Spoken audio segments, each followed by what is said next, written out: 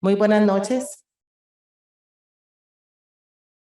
Es un honor para el Colegio de Médicos y Cirujanos y el comité organizador del 83º Congreso Médico Nacional recibirles hoy tanto a los médicos y médicas que nos acompañan de forma física como virtual en este nuevo lanzamiento académico del 83º Congreso Médico Nacional, el cual llevaremos a cabo con la charla de tema Nuevas tendencias tecnológicas en la medicina y el impacto de la inteligencia artificial, la cual será impartida por el destacado médico Juan Barrios Arce, médico con gran trayectoria en este ámbito. Deseo dar un especial saludo a la doctora Mary Munive Ángel Müller, vicepresidenta de la República y ministra de Salud, que nos acompaña el día de hoy. La doctora Margarita Marchena Picado, presidenta del Colegio de Médicos y Cirujanos de Costa Rica. Está ausente el doctor Josué Chaverri Cruz, posiblemente se incorpore en unos minutos, quien viene en representación de la gerencia médica de la Caja Costarricense de Seguro Social. Doctor Mario Arias Murillo, tesorero de Junta de Gobierno y secretario administrativo del 83º Congreso Médico Nacional. Doctor Horacio Mazoto Chávez, secretario académico de este Congreso Médico. A nuestra directora científico-docente, doctora Dayana Rodríguez Porras, y una calurosa bienvenida y agradecimiento a nuestro expositor invitado, doctor Juan Barrios Arce.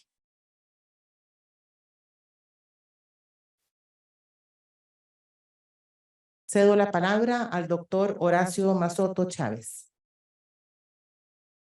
Buenas noches. Un saludo a los colegas en la mesa principal, los representantes del colegio, de las diferentes entidades médicas a nivel nacional. También bienvenidos los que están presentes, delegados del colegio, representantes de las diferentes asociaciones y resto de colegas. Y un saludo también a los que nos acompañan de forma virtual. Es un honor para mí presentar este lanzamiento del Congreso Médico Nacional, el 83 Congreso Médico Nacional, que lo vamos a hacer del 30 de octubre al 3 de noviembre en Guanacaste, en el Hotel Riu. Ahí vamos a tener una semana de compartir diferentes situaciones de nuestro manejo diario. Aquí tenemos diferentes vistas de lo que fue el Congreso del año pasado. Vemos el salón principal. En el Congreso actual vamos a tener también actividades de primera hora en la mañana, que vamos a tener unas conferencias magistrales y vamos a tener diferentes actividades para todos los que quieran participar en una sola presentación, y posteriormente nos vamos a dividir en diferentes salones para poder atender a las diferentes asociaciones y grupos de médicos que van a presentar las charlas. En cuanto a la inscripción al Congreso, tenemos al momento 900 colegas congresistas inscritos para el evento. De ellos, tenemos una edad promedio de 44 años.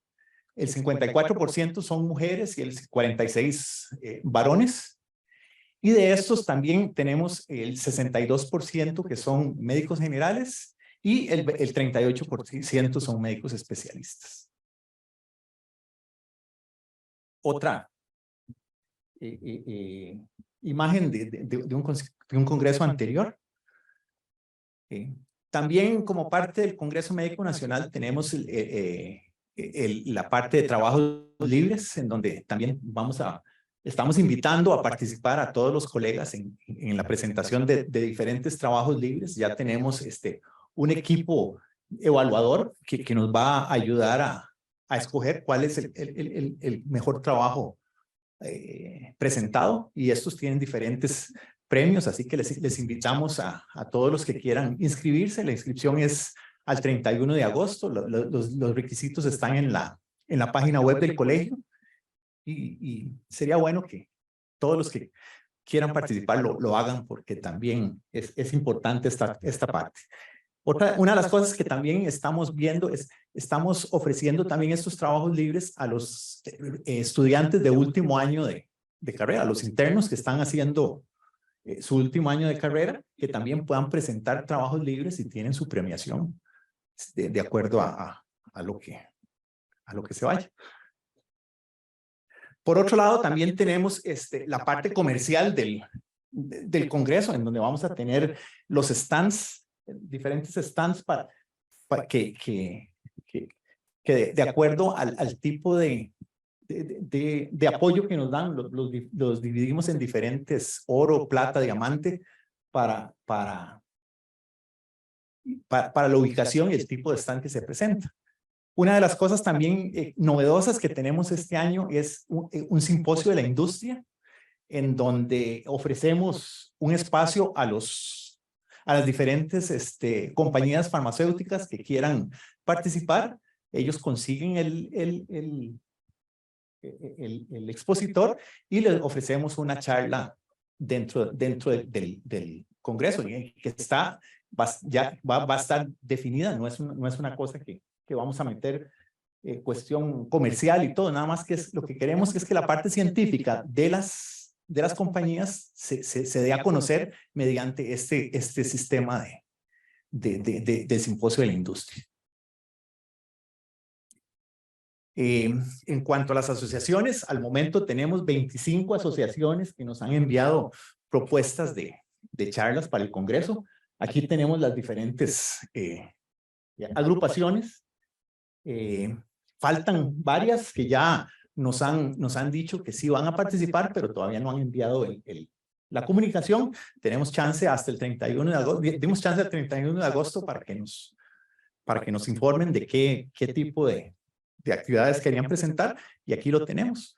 También para este año tenemos varios talleres que vamos a presentar, es algo más práctico y todo, y en esto vamos a hacer un poquito diferente de lo que se viene tradicionalmente, para poder incentivar la participación más activa de los congresistas. Esta es una imagen del Congreso de San Carlos, el último Congreso de San Carlos antes de la pandemia, en donde también se presentó. Fue el último Congreso regional que se hizo del colegio. Y les quiero presentar entonces este Congreso Médico Nacional, que lleva como lema medicina actual, donde la ciencia, tecnología y arte se fusionan. ¿Por qué usamos este lema? Porque nosotros como médicos tenemos una base científica grande, tenemos básicamente este aporte científico es importante, nos ayuda a poder entender las diferentes situaciones que se nos presentan con nuestros pacientes. Sin embargo, esta información es una información que se va multiplicando en forma abismal.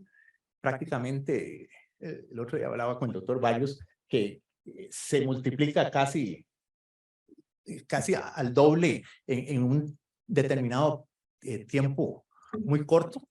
Y esto jamás nosotros podemos tener esa información disponible 100%. Entonces tenemos que escoger bastante bien esta información para poder llevarla a nuestros pacientes. Una de las formas es este tipo de congresos que les estamos ofreciendo ahora. Pero la otra parte también es la parte tecnológica.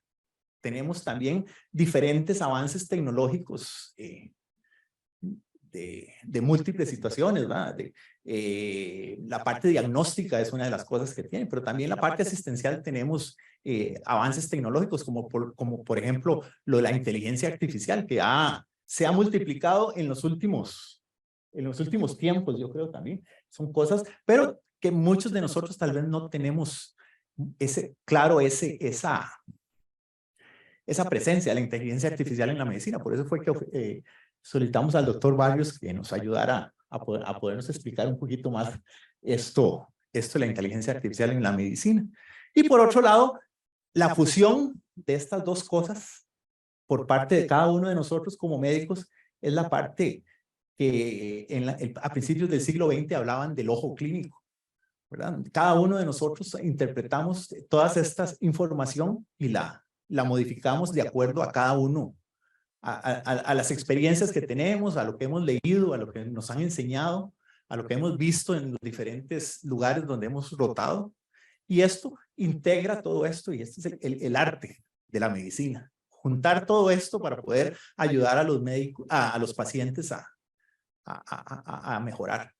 Por eso es muy importante entonces esto. Y una de las cosas importantes es que no podemos dejar de lado la parte del arte de la medicina. El ver al paciente, el hablar con él, el examinarlo es parte de ese arte, y muchas veces ahora se nos está olvidando hacer esto.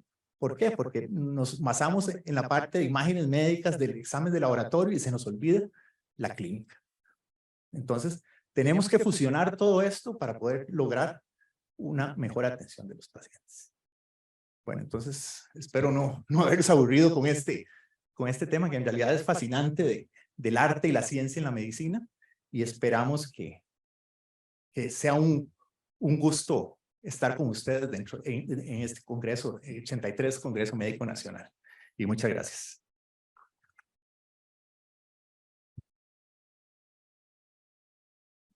Muchas gracias al doctor Horacio Mazotto.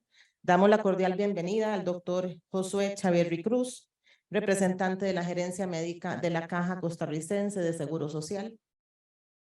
Bienvenido, doctor Chaverri. Bueno, primero, buenas noches a los colegas de la mesa principal, del auditorio y a los que nos escuchan virtualmente. Primero, quisiera externarles las disculpas del doctor Marino Ramírez, gerente médico.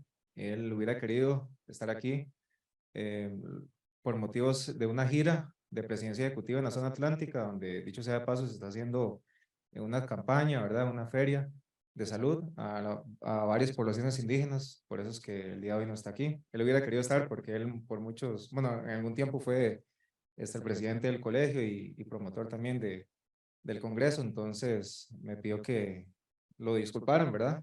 Por él no poder estar acá. Posteriormente quisiera decirles que para mí es un verdadero honor y un placer estar acá representando a mi querida Caja Costarricense del Seguro Social. Indicarles que, al igual que ustedes, la Caja se une y le da la vital importancia que tiene este Congreso Médico. Comentarles que ya se hizo la declaratoria de este Congreso como de interés institucional. Esto para que todos los directores y jefaturas de las distintas áreas hospitales de salud de nuestra caja puedan autorizar los permisos a los médicos, ¿verdad? De acuerdo a la programación. Quisiéramos que pudieran participar todos, pero algunos van a tener que quedarse dando consulta, ¿verdad? Para poder darle, algunos tienen que darle atención a los pacientitos, ¿verdad? Pero de acuerdo a la programación, la mayoría o algunos, ¿verdad? Ojalá un gran porcentaje, van a poder participar de este congreso.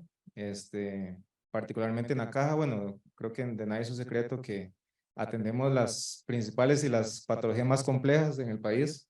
Entonces, es de vital importancia, ¿verdad? Que nuestros profesionales, nuestros médicos se actualicen diariamente, que no perdamos los nuevos conocimientos que hay en cuanto a cada una de las patologías.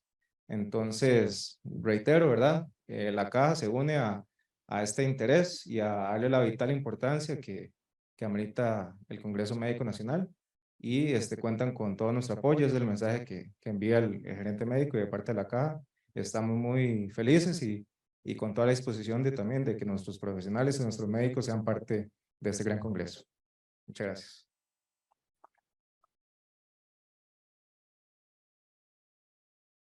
Muchas gracias, doctor Chaverri, por sus palabras. A continuación recibamos a la doctora Margarita Marchena Picado.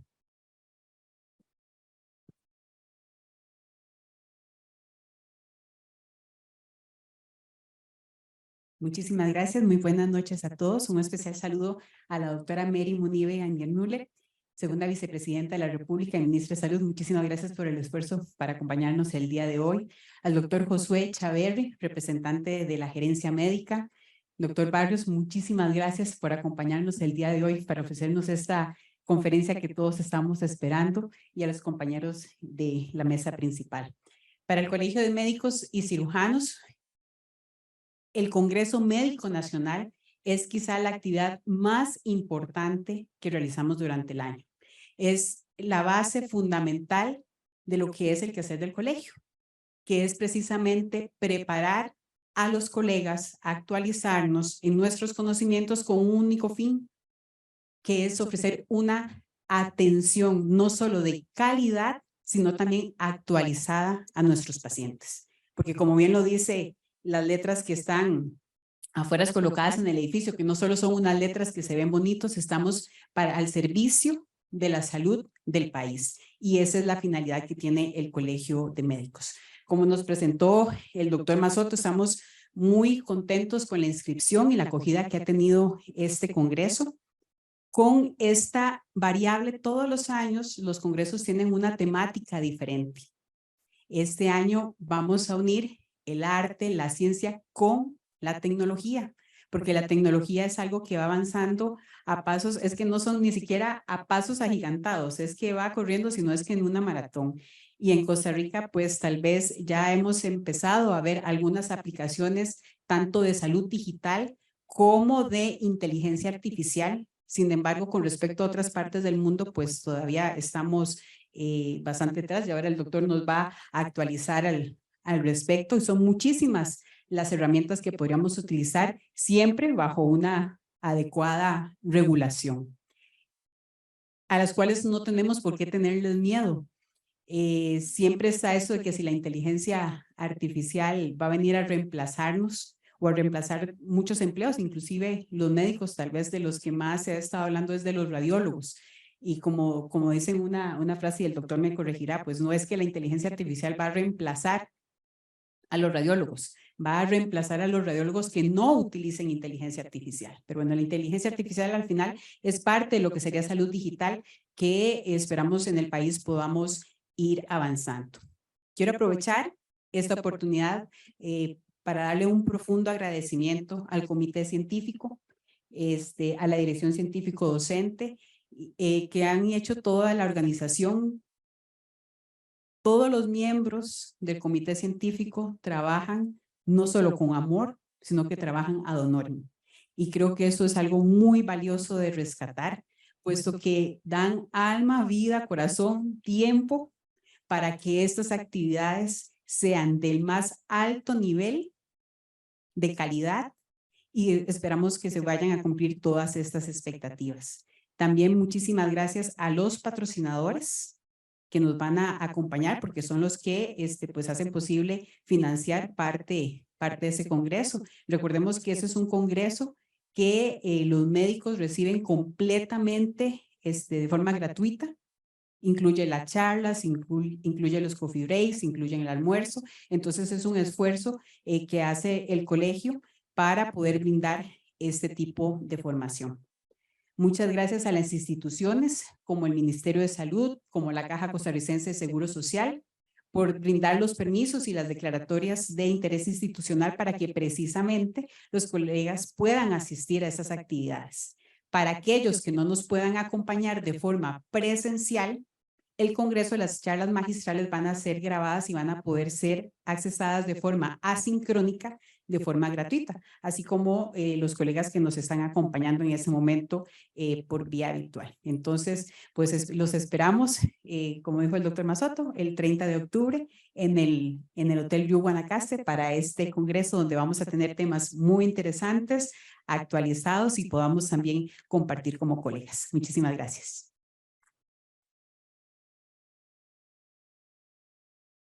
Muchas gracias por su mensaje, doctora Marchena. Recibamos a la doctora Mary Munive Ángel Müller.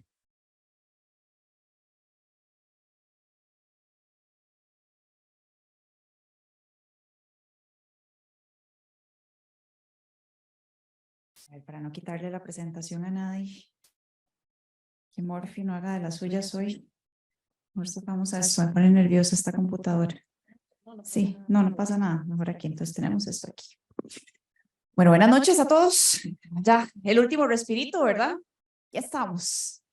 Gracias a la doctora Margarita Marchena Picado, presidenta del Colegio de Médicos y Cirujanos, al doctor Horacio Mazoto Chávez, secretario académico del Congreso Médico Nacional, al doctor Juan Barrios Arce, especialista en informática médica, al doctor Mario Arias Murillo, secretario administrativo del Congreso Médico Nacional, parte de la Junta Directiva del Colegio de Médicos, a la doctora Diana Rodríguez Porras, directora de la Dirección Científica Docente, al doctor Josué Chaverri, representante de la Caja Costarricense de Seguro Social, a los miembros de la Junta del Gobierno, a los médicos en general, al público que nos acompaña, a los patrocinadores y sobre todo ustedes que están aquí interesados en esto. Pues bueno, y aquí viendo a un compañero en los tiempos de Carracuca, ¿verdad? Nunca, ¿ves? Todos los conocen, ¿verdad? Por ahí Carracuca decía, ¿verdad? Que la práctica de la medicina es un equilibrio entre la ciencia y el arte, ¿verdad? Me encantaba porque daba unas historias, ¿verdad? Y uno ahí aprendía, después se lo sonaba lo lindo, pero era poesía lo que decía. Pero ahora, en estos momentos, 2023, y sobre todo con ese componente y por ese título tan adecuado que tiene este congreso, hay que meter otro componente, tecnología. Entonces, la práctica de la medicina es ciencia, arte y tecnología. Y aquí, hacer una recopilación un poco de lo que pasaba en Grecia antigua, donde ocurrieron cosas maravillosas. Dentro de ellas hubo para mí particularmente una muy interesante, que es el desarrollo, aunque sea incipiente, de lo que fue la práctica médica, tanto desde la parte curativa como desde lo que se enfocaba de la parte preventiva. La conservación de la salud y la promoción del bienestar integral fue sin duda uno de los pilares del enfoque médico. Y obviamente el mayor expositor, adivine quién fue. Hipócrates. Muy bien, excelente. Check. Un hombre excepcional, con una memoria maravillosa, obviamente. Tenía que ser médico como todos los que están aquí. Tenemos que memorizar un poquitillo. Queridos y queridas colegas, ¿verdad? Juramos desenvolvernos de acuerdo a la ética y sobre todo con un juramento hipocrático. Hipócrates y sus discípulos dedicaban muchos esfuerzos a entender los efectos del ambiente y ciertos hábitos de salud en las personas. Y con ello, obviamente, hay investigaciones en donde hablan de que la esperanza de vida en la antigua Grecia pasaba más o menos a los 60 años. Imagínense, para esos momentos donde la gente no llegaba ni a los 40. Entonces, de algo sirvió toda esta investigación. Más o menos cerca de los 2000 años hubo después una transformación. Y una transformación, vamos a ver cómo están ahora, de un químico francés, que gracias a él tenemos un procedimiento maravilloso que hace que se mantenga por largo tiempo ciertos derivados de alimentos, pasteurización, ¿verdad? Y contamos sobre todo con él, con las vacunas. Se dice que Pasteur es de las personas que más vidas ha salvado. Y obviamente por esos grandes avances científicos. Esos son solo dos ejemplos de dos personas que ustedes conocen bastante bien y sobre todo porque son parte de la historia de la medicina, pero de donde venimos escuchando no solamente ahora avances tecnológicos y teóricos que han provocado no solo lo que tenemos ahora de indicadores, sino una mayor esperanza de vida, pero con una mejor calidad de vida. ¿Qué hacemos viviendo 90, 100 años si estamos ahí con un síndrome de inmovilización, fase 3, ojalá, ¿verdad? Con un respirador que nos esté ahí succionando absolutamente todo lo que se nos atraviese? Ahí es donde dentro de este tipo de estrategias y desde hace tiempo ya venimos escuchando avances en la inteligencia artificial, sus logros, pero también de sus riesgos. Por ende, estos avances técnicos y científicos ciertamente no son ni buenos ni malos. Hay que aprender de ellos y hay que sobre todo entender y tener una discusión ética, técnica, pero también política. ¿Y por qué? Porque la discusión técnica nos va a ayudar a comprender y a ejecutar de la mejor manera esta determinada disciplina. La discusión ética nos va a ayudar a ver si esto es lo mejor para el paciente y si realmente estamos generando esta práctica, como se dijo, ¿verdad? Anteriormente, con ciencia y arte e incluyendo esto. Pero también la correcta regulación nos permite aprovechar y encauzar el talento y la creatividad humana hacia el bien común. Y esto es política, política pública, política para gestionar mejor el bienestar y la salud de la población. Acá es donde la inteligencia artificial perfectamente puede ser una herramienta con un extraordinario potencial en el campo de la salud. Y por esa razón, desde ya su uso se está expandiendo rápidamente por todo el mundo. Y ahora el doctor Mazoto el doctor Barrios nos va a explicar, obviamente, discúlpeme, cómo se utiliza. Pero para mí fue toda una sorpresa cuando empezamos a generar el decreto de regulación de la inteligencia artificial, que ya esto se usa aquí en Costa Rica desde hace muchito, aunque usted no lo crea, ¿verdad? Sin regulación, pero les adelanto y sobre todo, ¿por qué? Porque estas herramientas no solo son importantísimas y de vital seguimiento en ámbitos específicos, como cuáles: apoyo en el diagnóstico y detección de enfermedades, medicina personalizada, monitoreo y seguimiento de pacientes, asistencias en cirugías, investigación médica y una muy importante: mejora en la eficiencia y gestión de los sistemas de salud. De aquí que para el Ministerio de Salud es esencial que avancemos con responsabilidad respecto a estos temas, considerando que el uso de algoritmos y tecnología de inteligencia artificial en el diagnóstico clínico debe ser rigurosamente evaluado y regulado para garantizar su seguridad, eficacia y equidad.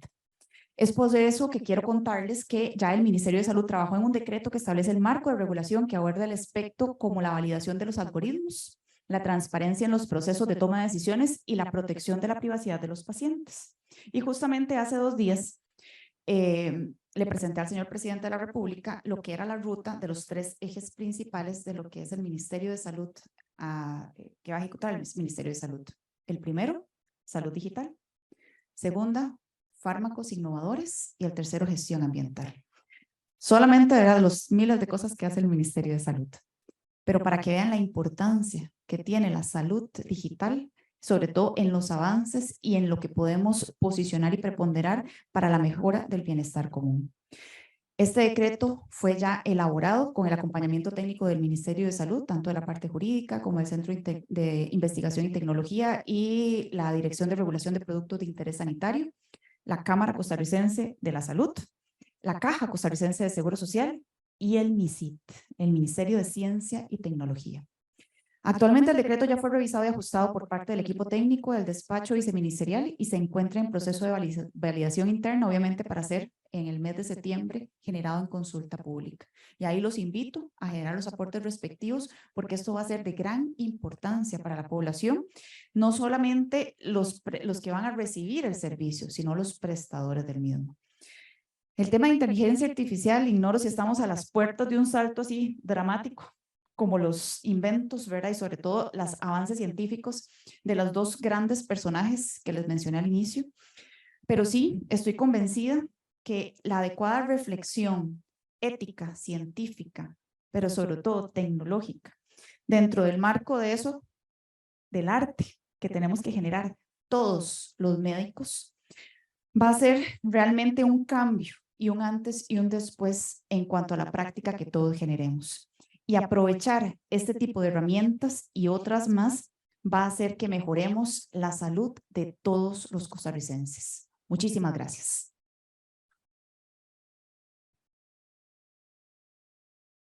Muchísimas gracias a la doctora Mary Munive por su mensaje. Y bien, de esta manera oficialmente se realiza la inauguración del lanzamiento de este congreso.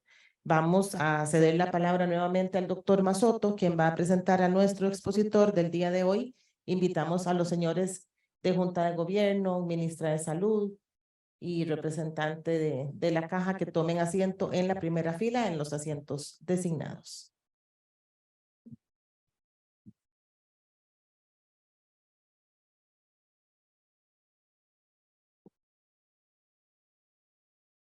Bueno, es para mí un honor presentar al doctor Juan Ignacio Barrios Arce. El doctor es médico y cirujano egresado de la Universidad de Ciencias Médicas de Centroamérica. Él es especialista en informática médica desde 1998 y es el presidente de la asociación respectiva desde 1987. El doctor Barrios fue el arquitecto y el director del proyecto de telemedicina de la Caja Costarricense de Seguro Social desde 1995 al 98. Fue el que prácticamente nos dio toda esta infraestructura, por lo menos las bases de esta infraestructura que ahora es todavía más globalizada. En ese tiempo Hablábamos ahora que se necesitaban unas conexiones especiales por telefónicas y todo para poder manejar todos estos datos que ahora prácticamente los podemos manejar en nuestros teléfonos. En cuanto al currículum del doctor Barrios, también él es máster en Business Intelligence y consultoría técnica por la Universidad del Rey Juan Carlos en Madrid. Es máster en Big Data y Ciencia de Datos de la Universidad Oberta de Cataluña y máster en Inteligencia Artificial de la Universidad de Alcalá. También es profesor invitado en la Cátedra de Informática Médica de la Universidad de Barcelona desde el 2015 y actualmente desde la Escuela de Física imparte un curso de Machine Learning y Ciencia de Datos para la carrera de Ingeniería Biomédica. Y también es máster interuniversitario en Ingeniería Biomédica. Es miembro del equipo de Informática Clínica del Hospital Clínic de Barcelona, donde participa en diferentes iniciativas para el uso de inteligencia artificial en los registros clínicos y documentación del hospital. También es faculty member de la Universidad de Rochester en Nueva York, Estados Unidos, desde el año 2000 en informática médica. Doctor Barrios, bienvenido y muchas gracias por su presencia acá con nosotros.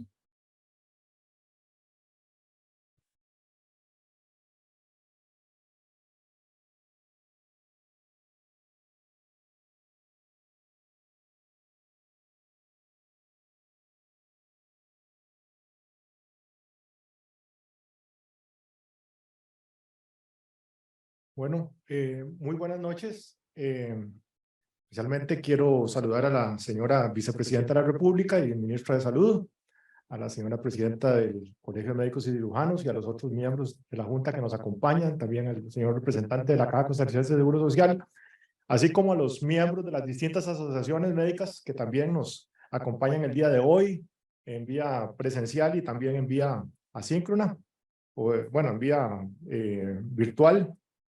Igual a todos los colegas también médicos que también nos acompañan esta noche. Es un honor, señora vicepresidenta, el que usted nos haya acompañado. O sea, yo jamás me esperaba que la charla, me dijeron, es una charla, ¿verdad? Jamás me imaginaba que la señora vicepresidenta iba a estar presente en la charla, así es que ya más nervioso no puedo estar. Bueno, pero vamos a ver qué hago. Una de las novedades que quisiera presentar el día de hoy es que quisiera que participaran activamente en la charla. Entonces les pido que por favor escaneen ese código, los que tienen teléfonos móviles, que me imagino que son todos, que escaneen ese código para que entren a esta página. El que no pueda escanearlo bien, pues puede entrar directamente con socrative.com y escriben abajo el nombre de la sala es CMC 2023. ¿Cuál es la idea? La idea es que me pongan más atención porque es una charla larga y entonces que pongan más atención y se mantengan eso porque vamos a hacer algunas preguntas. Y el doctor Arias ahora nos ofreció que nos puede dar al final un presente para la persona que haya resultado ganadora de las respuestas que vayamos a generar. Así es que esto se va a convertir en una charla, en una clase prácticamente. Bueno, y me van a... Sí. Bueno, ya eso es algo. Entonces, como lo mencionaron, yo también soy colega desde el año 1985.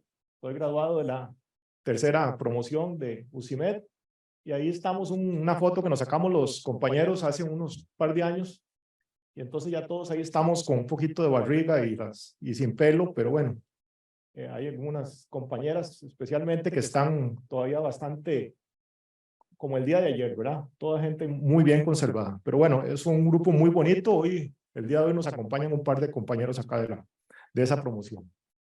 Bueno, vamos a entrar en materia. La verdad es que en este tema de las tendencias tecnológicas es muy curioso de que en el año 2020, prácticamente comenzando la pandemia, las tendencias tecnológicas, según Gartner, que es una empresa, digamos, responsable de hacer benchmarking y cosas de tecnología, nos decía que las principales tendencias tecnológicas eran la tecnología de 5G para comunicaciones móviles, el blockchain, que es una tecnología que se utiliza para verificar transacciones, haciéndolas, digamos, en muchísimos servidores al mismo tiempo. Eso lo que hace es que logra que las transacciones sean muy seguras. El hecho de poder imprimir en 3D Entonces lográbamos hacer válvulas, hacer una serie de cuestiones. O sea, es un tipo de tecnología que en ese momento se consideraba que era una de las tendencias tecnológicas. El tema de los drones, que sin duda pues ha tenido un impacto enorme. Comenzaron con una cosita pequeñita y ahora se usan drones para todo. Y como una cuestión marginal, decíamos que también una de las tendencias iba a ser el Big Data y la inteligencia artificial. Vean que apenas 3 años después y con una pandemia de por medio, prácticamente todas las tendencias tecnológicas que tenemos en este momento tienen que ver con inteligencia artificial. El sistema inmunitario digital, que es un nuevo concepto en donde una organización de manera completa, en la parte operativa y en la parte técnica, logra establecer todos los mecanismos para que operacionalmente la institución esté protegida como si fuera un sistema inmune para todo tipo de ataques y todo tipo de mal usos de las tecnologías dentro de las organizaciones. La observabilidad aplicada, el ITRISM, son una serie de conjuntos, la idea adaptativa, que los datos se adapten a las organizaciones de manera interactiva prácticamente. Todo esto, entonces vemos que metaverso, etcétera, vemos que todas son tendencias relacionadas con la inteligencia artificial. O sea, el mundo dio un vuelco en los últimos 2 o 3 años alrededor de este tema, y ni qué decir en los últimos meses, con el advenimiento de la tecnología de los transformadores, que los vamos a ver ahora más en detalle. Entonces, ¿cuál es la visión en esta cuestión para empezar a explicar de dónde viene todo esto? Bueno, venimos de un modelo anterior, que básicamente es un modelo descriptivo e inferencial, el modelo estadístico tradicional, en que nos permitía analizar datos, describirlos, explicar los fenómenos y que incluso nos permitía de alguna forma inferir a futuro posibles comportamientos. Es lo que llamamos nosotros el business intelligence, ¿verdad? Es el conjunto de datos, el conjunto de cómo está una organización en un momento determinado o hacia atrás. Y pasamos hacia un modelo más actualizado, que es un modelo predictivo e inteligente. Es un modelo en donde analizamos los datos, identificamos esas relaciones que hay entre los datos. Y la palabra clave acá es aprenden. Aprenden de esas relaciones y con base en ello podemos predecir comportamientos, identificar soluciones, procesar imágenes e incluso procesar una cosa que conocemos como el lenguaje natural, que es la forma en cómo nos comunicamos nosotros, incluso con los médicos, con los pacientes, la forma natural de cómo nos comunicamos. A eso es lo que le llamamos la inteligencia artificial, machine learning y el big data, que lo vamos a separar de alguna forma para entenderlo mejor. Entonces, no podemos desarrollar, y yo veo que la gente está como muy entusiasmada ahora con el inteligencia artificial y que el big data y esto y lo otro. No podemos desarrollar sistemas enfocados en inteligencia artificial si no tenemos todavía una buena base de business intelligence. Las organizaciones deben contar con una base de información actual, con buenas bases de datos, con datos de calidad de cómo está la situación actual de las organizaciones. Y para después pensar en inteligencia artificial y en machine learning. ¿Pero qué es Big Data? Vamos a hablar de Big Data y inteligencia artificial. Big Data son datos grandes y complejos. Esa es la primera característica. Después, que podemos de ellos extraer información o extraer patrones, ¿verdad? Formas de cómo se relacionan los datos entre sí. Podemos analizar comportamientos y podemos formular predicciones. Y esa palabra es clave, predicciones. Pero que tienen el inconveniente de que requieren de un procesamiento un poco más avanzado y entonces supera las capacidades de las herramientas tradicionales para el procesamiento de los datos. Ya que nosotros hablábamos del SPSS y ese tipo de cuestiones, ya pues ahora utilizamos otras herramientas porque la capacidad de las matrices no es suficiente para analizar esos volúmenes de datos. Entonces entramos en los grandes retos del Big Data también, porque tiene sus retos y sus cosas buenas y sus cosas malas. Pero uno de los retos más importantes es lo que llamamos nosotros la maldición de la multidimensionalidad. Cuando nos ponemos nosotros como médicos y esa costumbre lindísima que tenemos de que vamos a hacer un estudio y le pedimos a todo el mundo todos los datos posibles, ¿verdad? Todas las variables y queremos hacer un estudio de diabéticos y entonces pedimos 100,000 datos. Eso complica muchísimo cualquier modelo, ¿verdad? Yo cuando llegué allá tuve la suerte de estar, bueno, tengo la suerte de estar allá en Barcelona. Me decían, pero ¿para qué quieren tantos datos? ¿Para qué quieren tantas variables? Si usted se fija, las variables importantes en un modelo posiblemente, vean que en ese modelo, por ejemplo, hay más de 250 variables. Y si ustedes se fijan aquí en la varianza, prácticamente para arriba del 95%, solamente hay 3 o 4 variables. Entonces, ¿para qué? Esas son las variables que le dan peso al modelo, ¿verdad? Entonces, ¿para qué pensar en 100,000 variables si con 5 podemos desarrollar un modelo suficientemente más poderoso incluso que el modelo con las 250 variables? Entonces, ¿verdad? Esa es la primera, el problema, la esparcicidad de los datos. Entre más dimensiones tengamos, los datos van a estar más dispersos en el espacio y por lo tanto van a tener menos vecinos, porque lo que queremos es que los datos estén muy cerca unos de otros para poder buscar esas relaciones, ¿verdad? El vecino más cercano, el Netflix y todas estas cosas que usan vecinos más cercanos, logran precisamente, gracias a estar los datos bien unidos. El aumento de la complejidad aumenta el número de combinaciones y requieren, obviamente, mayor poder computacional. Otro problema que tenemos es que si tenemos datos con demasiadas dimensiones, los modelos tienden a ser overfitting. Es un concepto de que los datos están sobreentrenados.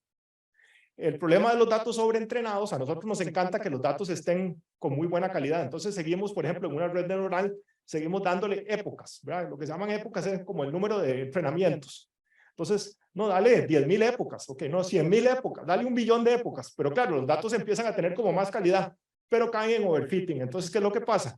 Que datos que están en overfitting, nos ocurre que, por ejemplo, en una radiografía de tórax, los datos empiezan a decir que no tiene ninguna lesión, y en realidad está falso. O sea, significa que el modelo no está aprendiendo adecuadamente. A eso le llamamos que no generalizan adecuadamente. Y obviamente, al requerir más datos, requiere mayor cantidad de datos para lograr una mayor representación. Entonces, todo eso nos viene a complicar un poquito los retos del Big Data. Nosotros usualmente trabajamos en varias dimensiones cuando hablamos de datos y por eso puse aquí este pequeño recordatorio aquí de que cuando los datos son, cuando los datos son en 0 dimensiones, hablamos de que son datos escalares, hablamos de datos vectoriales, hablamos de las matrices cuando son en 2 dimensiones y hablamos de los tensores actualmente cuando hablamos de redes neuronales. Trabajamos con tensores que son multidimensionales. No hablamos de una sola dimensión o 2, sino múltiples dimensiones. Esto le da a los datos una calidad espectacular. Y cuando estamos hablando de imágenes, necesitamos que tengan tensores.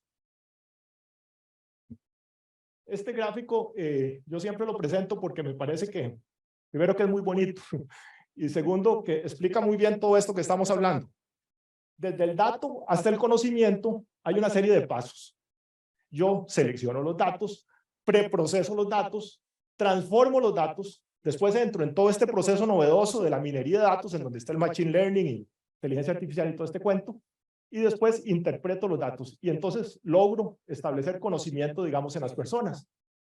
Aquí tengo los datos almacenados, datos procesados, datos transformados, patrones, y los datos visualizados e integrados adecuadamente. Pero ¿cuál es el problema que tenemos? Ya que nos llevamos el 80% del tiempo en las 3 primeras etapas. O sea, yo lo que más gasto tiempo es limpiando datos.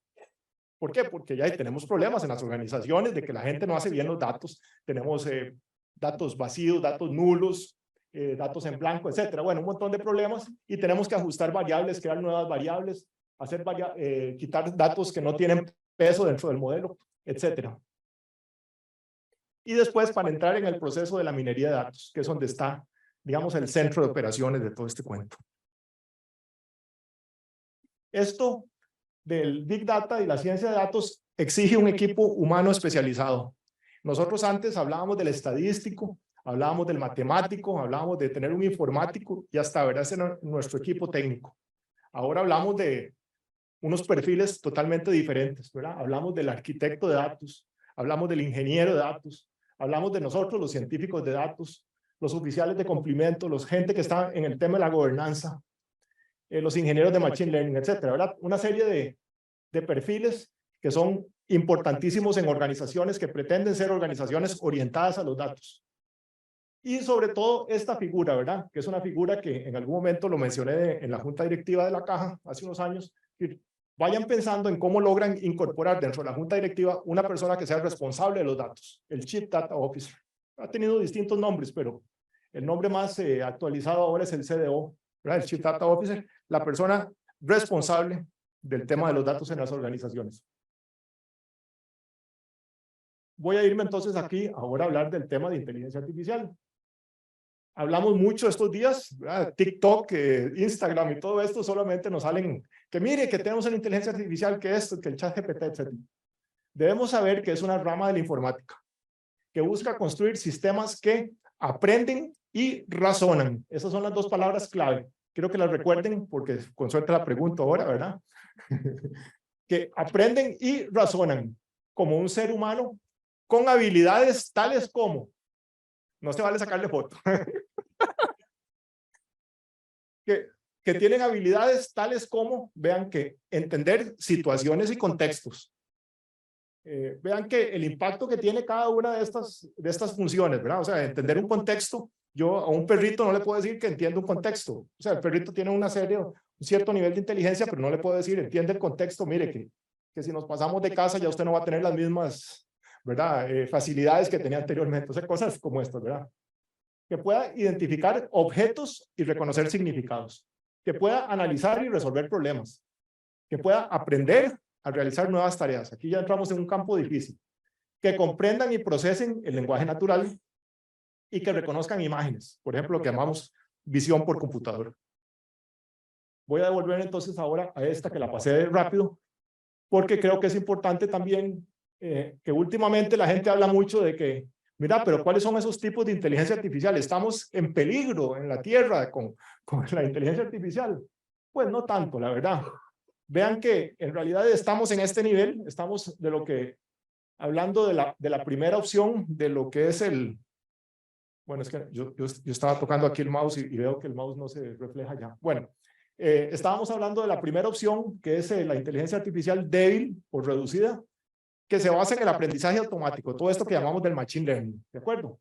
Se especializa en un área y resuelve un determinado problema. O sea, hacemos un modelo para resolver un problema determinado. Eso es lo que llamamos la inteligencia artificial débil o reducida. Después entramos en un campo un poquito más complejo, que es lo que llamamos la inteligencia artificial fuerte o general, que es cuando se refiere a una computadora que es tan inteligente como un ser humano en todos los ámbitos. Ahí estamos en un problema. Y estamos de camino a eso, no muy lejos, ¿verdad? Y después hablamos de la superinteligencia artificial, que el brinco va a ser muy, muy pequeñito. Un intelecto que es mucho más inteligente que el mejor cerebro humano en prácticamente cualquier campo. Eso es lo que llamamos la superinteligencia artificial o la inteligencia artificial avanzada, ASI. Cuando hablamos de entender situaciones y contextos, ¿de qué estamos hablando?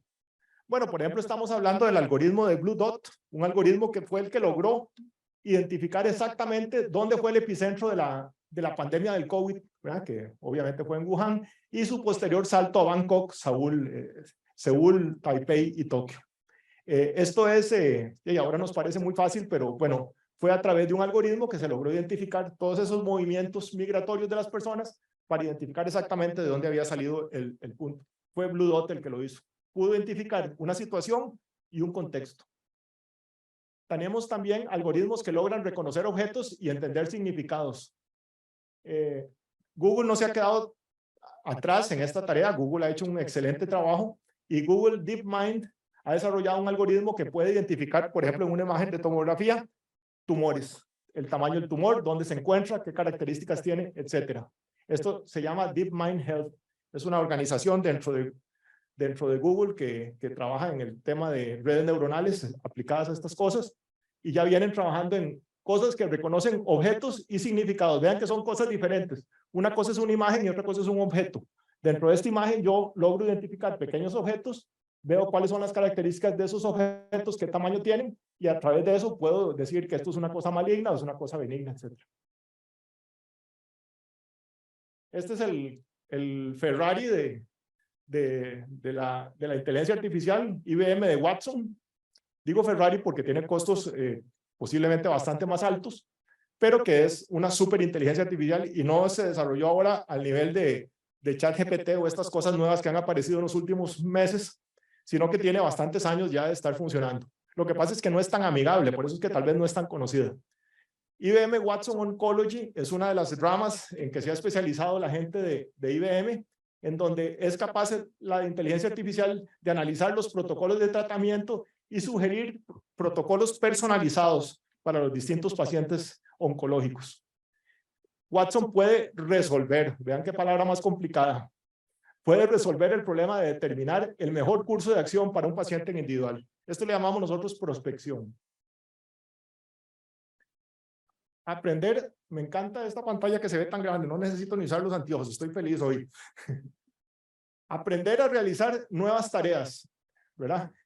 Hay un proyecto interesante de la gente del Instituto Tecnológico de Nueva York, en que tienen una base de datos bastante grande, muy similar a la base que imagino que ustedes habrán escuchado hablar de Mimic, ¿verdad? Que es una base de datos que es para explotación de la gente que quiera hacer análisis y cosas. Ahora les voy a presentar algo relacionado con Mimic, en donde pueden a través de mecanismos no supervisados representar y predecir el futuro de los pacientes a través de los registros médicos electrónicos. Deep Patient se llama. Deep porque viene de Deep Learning, ¿verdad? Que es la nueva inteligencia artificial que es más avanzada que las redes neuronales. Comprender y analizar el lenguaje natural. A mí me encanta este tema y estamos trabajando en la universidad con un proyecto muy interesante con el Barcelona Supercomputing Center, desarrollando modelos de cómo hacer para que se entienda el lenguaje natural. Muchas veces, ¿y cómo entender esto? Bueno, muchas veces nosotros decimos, dentro de un texto, encontramos la palabra cefalea, pero la palabra cefalea puede ser un síntoma, ¿verdad? Puede ser un diagnóstico presuntivo. O sea, la palabra cefalea no necesariamente es un diagnóstico, ¿verdad? Puede tener una serie de significados, dependiendo del contexto en donde se encuentra. Bueno, el procesamiento del lenguaje natural prevé este tipo de cosas. ¿Y qué decir de los chatbots médicos? Es la forma de comunicarte con nuestros pacientes de una manera cada vez más amigable, que los pacientes sientan cercanía cuando hablan con una inteligencia artificial de estas. Dos grandes ejemplos, uno que se llama Tu Médico, Your MD, y ADA, ¿verdad? Que utilizan redes especializadas en procesamiento del lenguaje natural, como redes generales, ¿cómo se llaman? Redes generativas. Bueno, ya se me fue la palabra en este momento, ahora lo vemos ahí en la lámina. Para interactuar con pacientes y comprender sus síntomas y proporcionar consejos médicos. Y obviamente el rey de la fiesta, la visión por computador, lo que nos ha facilitado en los últimos años aplicar la tecnología de inteligencia artificial a la práctica de las imágenes médicas. Ahora fácilmente tenemos un sistema de radiografías, ¿verdad? Metemos radiografías con una patología o sin una patología, aprendemos de esas imágenes y logramos, por ejemplo, identificar si un paciente tiene o no una neumonía, cómo está una resonancia magnética, etcétera. Tenemos muchísimo desarrollado alrededor de visión por computador. Skin Vision es una aplicación como cualquiera de estas, en donde pues obviamente identifica, en este caso, digamos, lesiones dermatológicas. Tenemos una serie de ventajas también, pero también tenemos una serie de desafíos con la inteligencia artificial. Tiene el potencial, y aquí interesante lo que me preguntaba el señor acá encargado de la parte de las redes sociales, tiene el potencial de mejorar la atención médica al aumentar la precisión y la eficiencia de todos los diagnósticos médicos. Pero presenta un desafío, como por ejemplo mencionó la señora ministra, los desafíos como son la privacidad y la seguridad de los datos, la necesidad de regular y supervisar y la posibilidad de errores o sesgos en los algoritmos de inteligencia artificial. O sea, todavía tiene una serie de inconvenientes que tenemos que ir mejorando. Dentro de la Unión Europea, esto se ha clasificado en 4 niveles: riesgo mínimo, riesgo limitado, alto riesgo y riesgo inaceptable. Entonces, hay una serie de aplicaciones donde se van clasificando y dicen, bueno, no, mire, su aplicación queda en este nivel, entonces no tiene que tener otra regulación diferente, y cuando son de alto riesgo, por ejemplo, el acceso a empleo, la educación, servicios públicos, etcétera, la aplicación, la seguridad de los vehículos autónomos y la aplicación de la ley son de alto riesgo. Entonces, eso necesita una evaluación de conformidad. Y ahí se ha ido creando todo un esquema, un ecosistema de regulación alrededor de esto. No ha sido fácil, pero creo que hay bastante adelantado, de la cual creo que podríamos aprender en algún momento.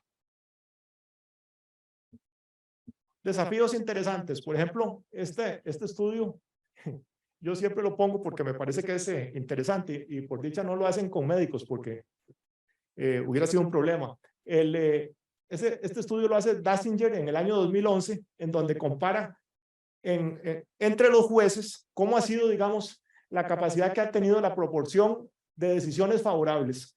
Conforme comenzaba la mañana, los jueces usualmente estaban menos cansados y prácticamente liberaban a todo el mundo, ¿verdad? Conforme iba pasando el día, ya la capacidad del juez iba disminuyendo y resulta que ya entonces condenaban a todo el mundo. Venía el break de la mañana y otra vez el juez empezaba a dejar a todo el mundo libre, ¿verdad? Y así sucesivamente hasta que llegaba el almuerzo, ocurría lo mismo. Entonces, creo que esto nos deja en entrever de que como humanos tenemos también una serie de debilidades que de alguna forma la inteligencia artificial no tiene, ¿verdad? El señor aquel ahí tratando de controlar un elevador a mano, o aquel vehículo autónomo de que de alguna forma tiene que decidir en algún momento si atropella a una persona, o si mata al conductor, o si atropella a un grupo de gente, o si, ¿verdad? Que tomar una serie de decisiones, y esas son decisiones éticas que se están evaluando en este momento. Otros desafíos técnicos. Importantísimo. Evaluemos y entrenemos los modelos de inteligencia artificial con datos de calidad. Dejemos de estar entrenando modelos con datos malitos. Si tenemos datos malitos, reconozcamos que están malitos, limpiemos los datos primero y después entrenemos los modelos, porque si no después al final lo que va a salir es cualquier cosa. Con datos que sean de alta calidad, que estén diversificados, ¿verdad? Que vengan de diversas poblaciones, que estén balanceados. O sea, no agarremos solamente datos de gente diabéticos y los no diabéticos así chiquititos, no, o sea, utilicemos datos que estén adecuadamente balanceadas las clases y que estén anonimizados. La anonimización es todo un reto. Allá en el hospital hay 1 o 2 personas responsables del tema de anonimización y hay algoritmos especiales para anonimizar los datos para que trabajemos tranquilos, porque si hay tanta legislación detrás de nosotros, lo lógico es que tengamos formas de protegernos, y entonces un buen algoritmo de anonimización nos permite protegernos y los datos y los pacientes están tranquilos.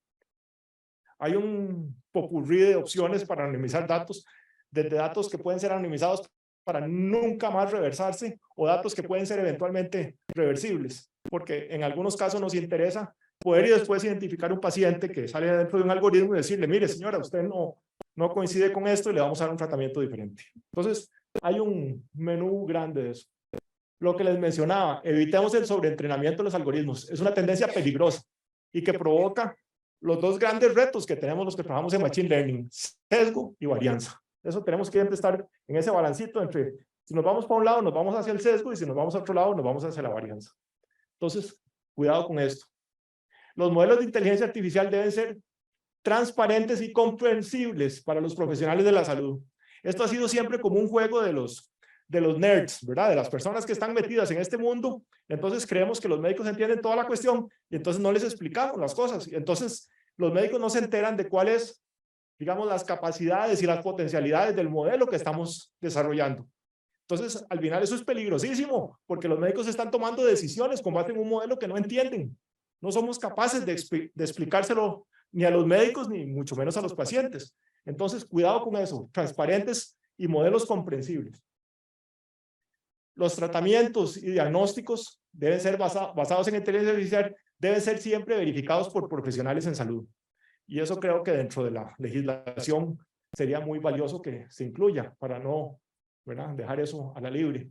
Todo desarrollo de inteligencia artificial debe velar por la privacidad y la confidencialidad de los datos de las personas. Aquí voy a hacer jugar un poco de profesor. Nosotros, para hablar de la parte de los, porque la gente siempre pregunta, mira, ¿qué es eso de un algoritmo? ¿Cómo es esa cosa? Entonces, yo siempre lo explico, digamos, si vemos en la parte superior de la lámina, en el aprendizaje automático anterior o el aprendizaje automático clásico, hablamos de 2 tipos de algoritmos. Los algoritmos supervisados y los no supervisados. Y dentro de esos hay algoritmos de clasificación cuando hablamos de datos categóricos y algoritmos de regresión cuando hablamos de datos numéricos. Y ahí, pues todas las familias, ¿verdad? La regresión logística, las máquinas virtuales, los árboles decisorios, algoritmos ingenuos para medir casualidad o el vecino más cercano, por decir algo. Pero ¿qué es un algoritmo supervisado y qué es un algoritmo no supervisado? Bueno, un algoritmo supervisado es un algoritmo que están etiquetados los datos. Desde un principio nosotros le decimos al algoritmo, mire, estos pacientes tienen cardiopatía y estos no tienen cardiopatía. ¿De acuerdo? Esos son datos etiquetados, eso es un modelo supervisado. El modelo no supervisado, los datos no están etiquetados. Nosotros, por ejemplo, el típico algoritmo no supervisado es el de K-means, ¿verdad? Donde dividimos los datos en clusters, en grupos. Entonces yo agarro, por ejemplo, este salón de hoy y le digo a la gente, dividámonos en 4 grupos. Y entonces la gente dice, bueno, pero ¿cómo? Los hombres nos ponemos por un lado, las mujeres por otro lado, o nos metemos los que están más adultos y los más jóvenes. Y no, posiblemente que no, tal vez sea una mezcla de muchas cosas. Dividir, clusterizar en inteligencia artificial es un reto. Y los algoritmos muchas veces no explican cómo se clusterizan las cosas. Entonces, esas clasificaciones culturales de nosotros, de ir a los pacientes en diabéticos, hipertensos, y hombres y mujeres, eso no tiene ningún sentido. Para nosotros tendría sentido cuando nosotros hablamos de los síndromes, ¿verdad? Por ejemplo, un síndrome metabólico. El síndrome metabólico tiene adultos, tiene jovencitos, tiene personas que están muy diabéticas, otros que no están tan diabéticos. Unos tienen unas características. Eso sería, digamos, como la cosa más parecida a un modelo, digamos, de estos de clusterización. Yo por ejemplo, metí todos los datos de COVID y le digo, bueno, sí, ahora sí, divide en grupos todos los países del mundo de acuerdo a las intervenciones en salud, ¿verdad? A ver cómo se la jugaron los países. Entonces, obviamente, algunos sí los acomodan. Entonces, uno de los países muy desarrollados de Europa del Norte estaban por un lado, los países muy grandes, por un tema de matemáticas, se van juntos. Por ejemplo, la India y China, todo eso se van juntos. Después estábamos todo lo que era Latinoamérica. Y después todos los países que lo hicieron muy mal, ¿verdad? Esos, de alguna forma, esos países vacunaron mal, esos países hicieron, ¿verdad? Eso es clusterización, ¿ok? Esos son datos que no están etiquetados. Yo no le dije nunca al modelo, mire, es que este señor pertenece al grupo 1 o este pertenece al grupo 2. No están etiquetados los datos. Eso es un modelo no supervisado. Ok, pero el mundo siguió avanzando. Ese es el problema. Y ahora hablamos del aprendizaje automático, el machine learning moderno, donde hablamos de, por ejemplo, de las redes neuronales. El cuadrito, yo soy daltónico, entonces me van a disculpar que tal vez estoy diciendo que es un color naranja, pero bueno, no sé. El que está en el centro, las redes neuronales, los que están del lado derecho, que son los métodos de conjunto, que son agrupar diferentes, los mismos algoritmos muchas veces, para que sean mucho más exactos. Cogemos el mismo algoritmo de árbol decisorio 100 veces y obviamente al final el resultado es muchísimo más exacto. O el aprendizaje por refuerzo, que son, por ejemplo, los coches autónomos. Bueno, pero ya me mezclé a español. Los vehículos autónomos, ¿verdad?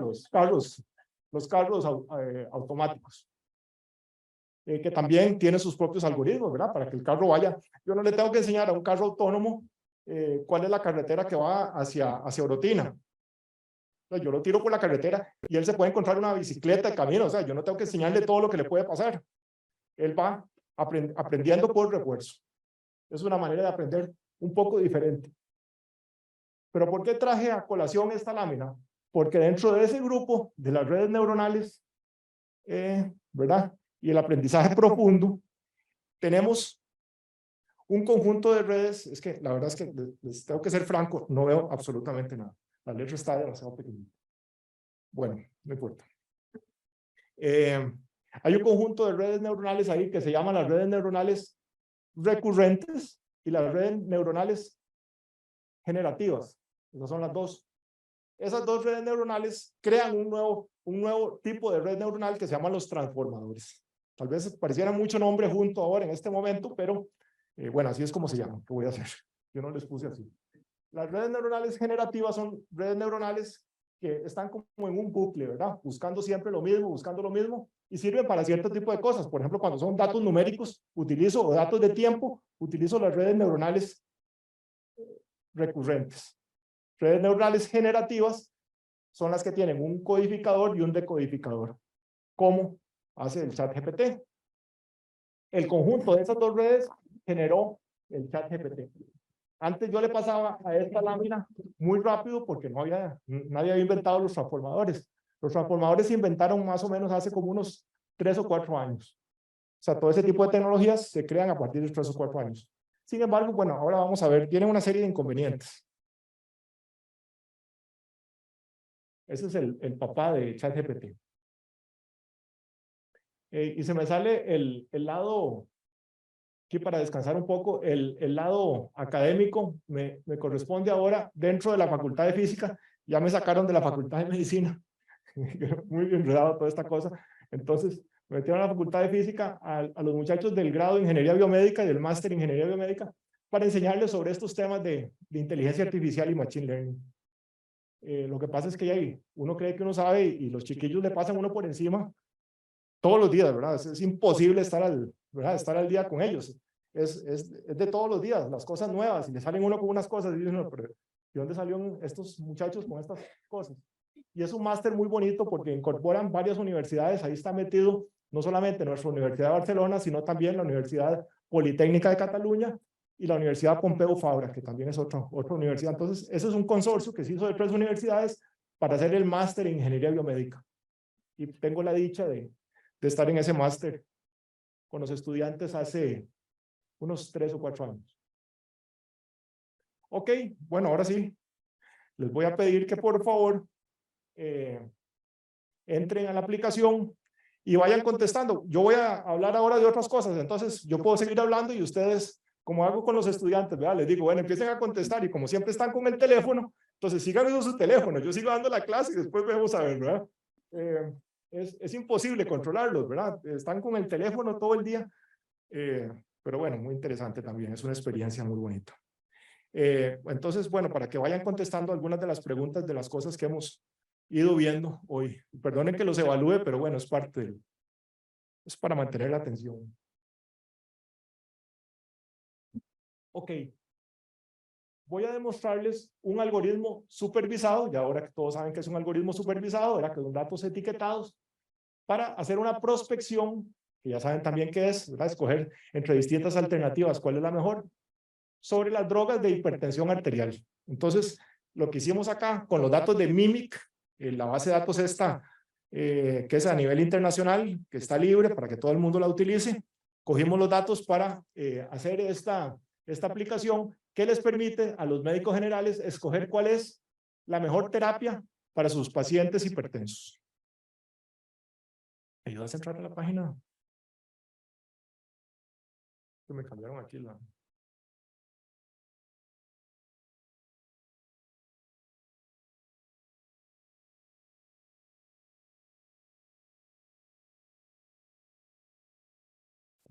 El explorador, ¿no?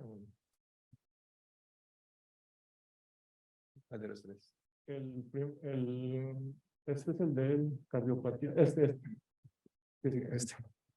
Pero no veo. Verlo ya. Qué lindo. Qué lindo. Bueno, el modelo predictivo, este es un modelo que, bueno, ahora lo adapté para esta charla, en que seleccionamos un conjunto de variables, ¿verdad? Para cada paciente, y entonces ahí vamos a ver la edad, el sexo, la etnia, el índice de masa corporal, si tiene diabetes tipo 2, vean qué interesante que estoy dándole una droga antihipertensiva, pero le pregunto si tiene diabetes tipo 2, si tiene hiperlipidemia, si tiene tabaquismo, y le pregunto la sistólica y la diastólica, también el nivel de colesterol y la creatinina.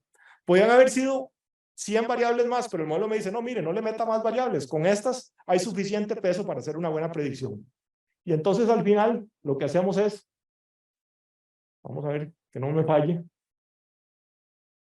Bueno, ahí está analizando, tiene, creo que son 60 o 70 mil variables, pacientes, perdón, y entonces al final me dice que con los datos que le metí, el medicamento recomendado para este paciente son los inhibidores de la enzima convertasa. Entonces, esto es la terapia ideal para un paciente con esas características. Esto me facilitaría muchísimo la cosa porque entonces no tengo que estar probando. Mira, acuérdense que los seres humanos manejamos 3 o 4 variables al mismo tiempo, ¿verdad?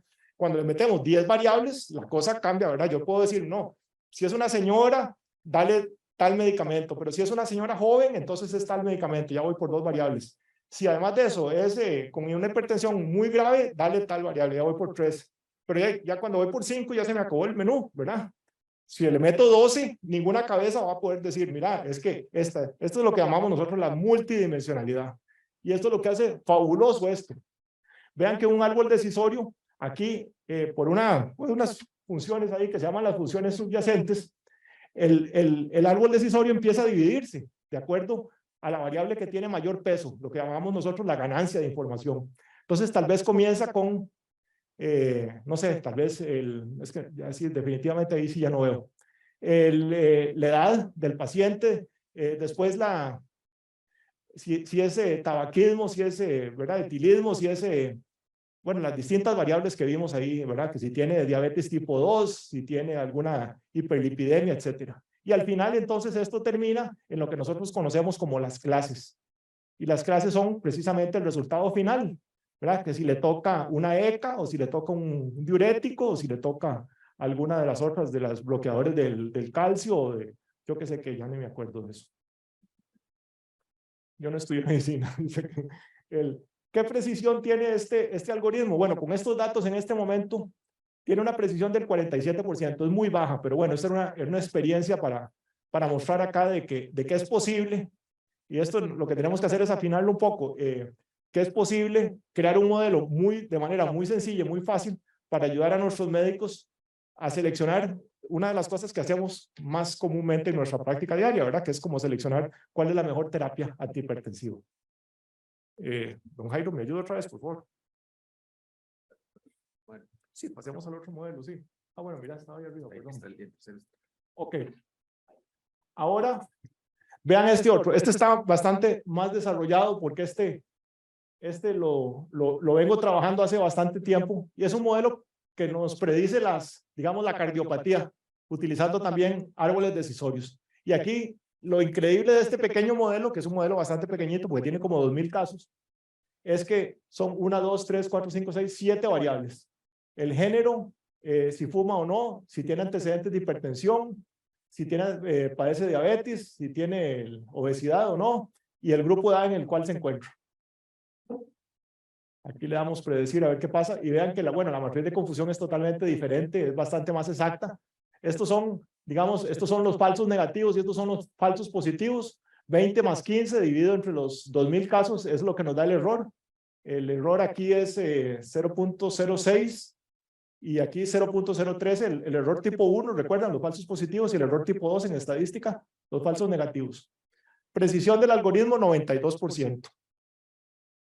Es perfecto el algoritmo, ¿verdad? O sea, es una cuestión que nos dice prácticamente, con esos datos, el paciente tiene probabilidad de tener una cardiopatía. Ya eso es una luz, ¿verdad? Pero vean cosas que son del diario que hacer, ¿verdad? No estoy trayendo aquí como cosas de la NASA, ¿verdad? Es cosas que se pueden hacer en un minuto.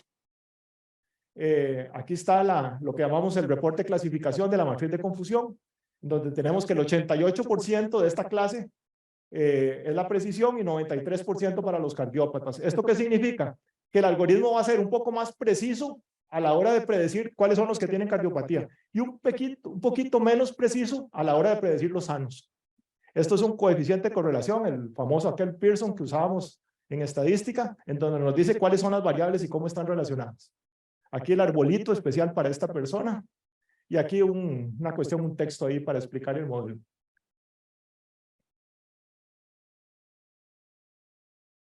¿Para qué utilizamos todas estas cosas? Bueno, las utilizamos para, por ejemplo, para finalmente aterrizar en una historia clínica. Yo traje este ejemplo y lo desarrollé ahí con uno de los ingenieros de la universidad que también es muy fan de todo este cuento del ChatGPT y desarrollamos, pero creo, bueno, no sé, vayamos un poquito otra vez a la presentación inicial, porque no quiero saltarme, lo vemos esto ahora dentro de unas 3 o 4 láminas.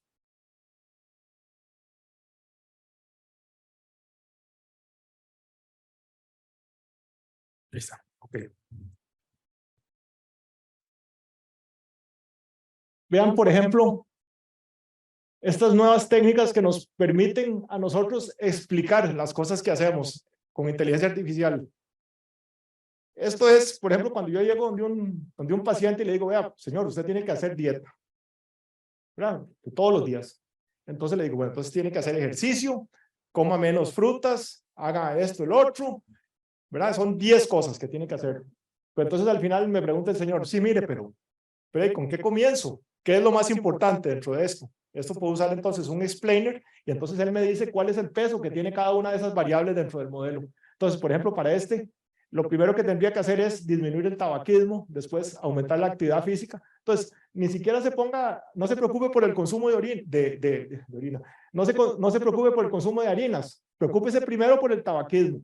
Después, métase en el tema de actividad física, métase después en el consumo de azúcar, la condición física, tal cosa, la satisfacción en el trabajo también tiene un peso muy importante. Vean cómo entonces una serie de fenómenos que antes no teníamos cómo explicarlos, ahora este tipo de algoritmos, como el algoritmo ingenuo o este explainer, que lo utilizamos, se llama SHAP, y es un éxito, ¿verdad? Porque nos explica de un modelo muy complejo de datos cuál es el dato que tiene mayor importancia. Lo que llamábamos antes en estadística la regresión múltiple, ¿verdad? Pero bueno, un poquito más elaborado. Cuando tuvimos la pandemia del COVID, desarrollamos también otras técnicas de análisis, como las técnicas de análisis geoespacial. Podemos utilizar mapas, y entonces de acuerdo a las coordenadas, entonces yo tenía por lo menos una maquinita ahí que lo hacía de manera automática, calculábamos el número R para todos los cantones de Costa Rica todos los días, y después los clasificábamos, digamos, por cada valor. Entonces nos dábamos cuenta cuál era el que tenía el R más alto, y aquí entonces las autoridades podían perfectamente intervenir sobre estos cantones que estaban más en riesgo, ¿verdad? Porque ya sabíamos que el que subía el R, unos pocos días después iba a tener un pico de casos. También hicimos PCR digitales. Esto también es interesante porque entonces ya no había necesidad de poner a los pacientes ¿verdad? Con técnicas de estas. Sin embargo, este no fue tan exitoso porque la gente tenía un poquito de temor de que después decían, no, mire, ya es que estamos trabajando con datos, mejor trabajemos con muestras biológicas. No tenía tanto cuestión, pero al final hacíamos las pruebas a los pacientes y la porcentaje de precisión era bastante alto. Entonces, al final el sistema lo que me decía, mire, este paciente tiene un total de 2 puntos y tiene un riesgo muy bajo. Y el resultado de la predicción, esto es la parte, digamos, del puntaje, del triage, ¿verdad? Que era más o menos algo como lo que hacía la caja, ¿verdad? Si el paciente tenía 3 o 4 características, entonces le daba un puntaje de 5 y ya, con eso, ¿verdad? Esto es la parte del triage, pero la parte del modelo decía, bueno, el resultado daba negativo. Sin embargo, pues siga guardando las medidas. Las redes neuronales convolucionales. Aquí hacíamos modelos, por ejemplo, para detectar que tenía la persona la mascarilla puesta o no, y nos decía la precisión con la que estaba yo haciendo esta predicción. En este caso, con la mascarilla, la precisión era un poquito más baja, pero bueno, igual. Pero no solamente esto, sino que el algoritmo identifica dentro de toda la imagen, identifica cuál es la cara de la persona. Esto es la primera parte del algoritmo. Segundo, si tiene o no la mascarilla. Y tercero, cuál es la precisión del algoritmo. Estos se llaman redes neuronales convolucionales y son las que se utilizan en imágenes médicas. Este es el algoritmo estrella, el que ustedes han oído hablar y que oyen hablar todos los días, el famoso ChatGPT. El nombre, digamos, completo, con apellidos, se llama transformador preentrenado generativo. Vean que es incluso una mezcla de los dos que hablamos, ¿verdad? De las redes neuronales de tipo generativo y las redes neuronales adversas, ¿verdad? Es una red neuronal especializada en procesamiento del lenguaje natural, basada en arquitectura de transformadores y que tiene 2 componentes, un codificador y un decodificador. Cuando nosotros a las redes neuronales como ChatGPT no le damos un parámetro para que actualice la segunda parte del modelo, el modelo alucina. Y yo creo que ustedes han escuchado ya ese término últimamente porque se ha vuelto muy común, de que uno le pregunta a ChatGPT una cosa y le inventa ahí. Ese artículo médico, sí, claro, sí existe. Y le pone uno los nombres de los autores y todo. Eso se llama cuando el modelo está alucinando. ¿Por qué? Porque no le estamos dando ningún parámetro aquí que lo frene. Para eso utilizamos una cosa que se llaman los prompts. Y no se trata de hacer esto una clase, pero creo que es importante que se lleven este mensaje. Cuando utilicen ChatGPT, si utilizan un buen prompt, ChatGPT puede ser muy, muy bueno. Lo primero que tienen que hacer, siempre díganle a ChatGPT, olvide lo anterior. Es resetear el contexto. Segundo, dígale cuál es el rol que él va a tener dentro de esto. Actúe como un médico general o actúe como un médico de familia. Tercero, ¿cuál es el tono de lenguaje que quiero yo de ChatGPT? Bueno, mire, el tono de lenguaje es serio, es técnico, es académico, es simple, ¿verdad? Es pueril, etc. Descríbale las tareas que usted quiere que haga, ¿ok? Yo les voy a dar la presentación, no se preocupen, yo les dejo aquí para que... Sí, esto es un bestseller, sin duda se los digo. Describa las tareas. Etapas de la... ¿En cuántas etapas quiero que me haga esta tarea? Entonces, bueno, hágamelo en 3 etapas. Primero, en la primera etapa quiero que me haga tal cosa, en la segunda hágame tal cosa y en la tercera tal otra. ¿Cuál es el contexto? Entonces yo le puedo decir, mire, usted está en una consulta médica de todos los días. Ese es el contexto en donde él se va a mover. Si y bueno, ¿en qué formato de salida? Bueno, póngalo en un formato con bullets o esto. Esto es como los básicos, ¿verdad? Estos son los indispensables. Si no ponemos todo esto dentro de un prompt, él nos puede escribir cualquier cosa. Entonces a veces uno le pregunta, bueno, ChatGPT no es para preguntarle que cuáles son los ríos de Brasil, ¿verdad? Es para otras cosas, pero si le pregunto cosas como esas, me sale con unas respuestas locas. Porque yo primero tengo que definir todo esto, este conjunto de elementos, de prompt. Mira, y ahora sí sirve, Jairo. Y después, si lo quiero hacer mucho más elaborado, y ya eso fue un progreso, ya más, eso puse 22 características que podríamos incluirle al ChatGPT. Jairo, ¿podemos traer ahora el otro? Sí, perdón.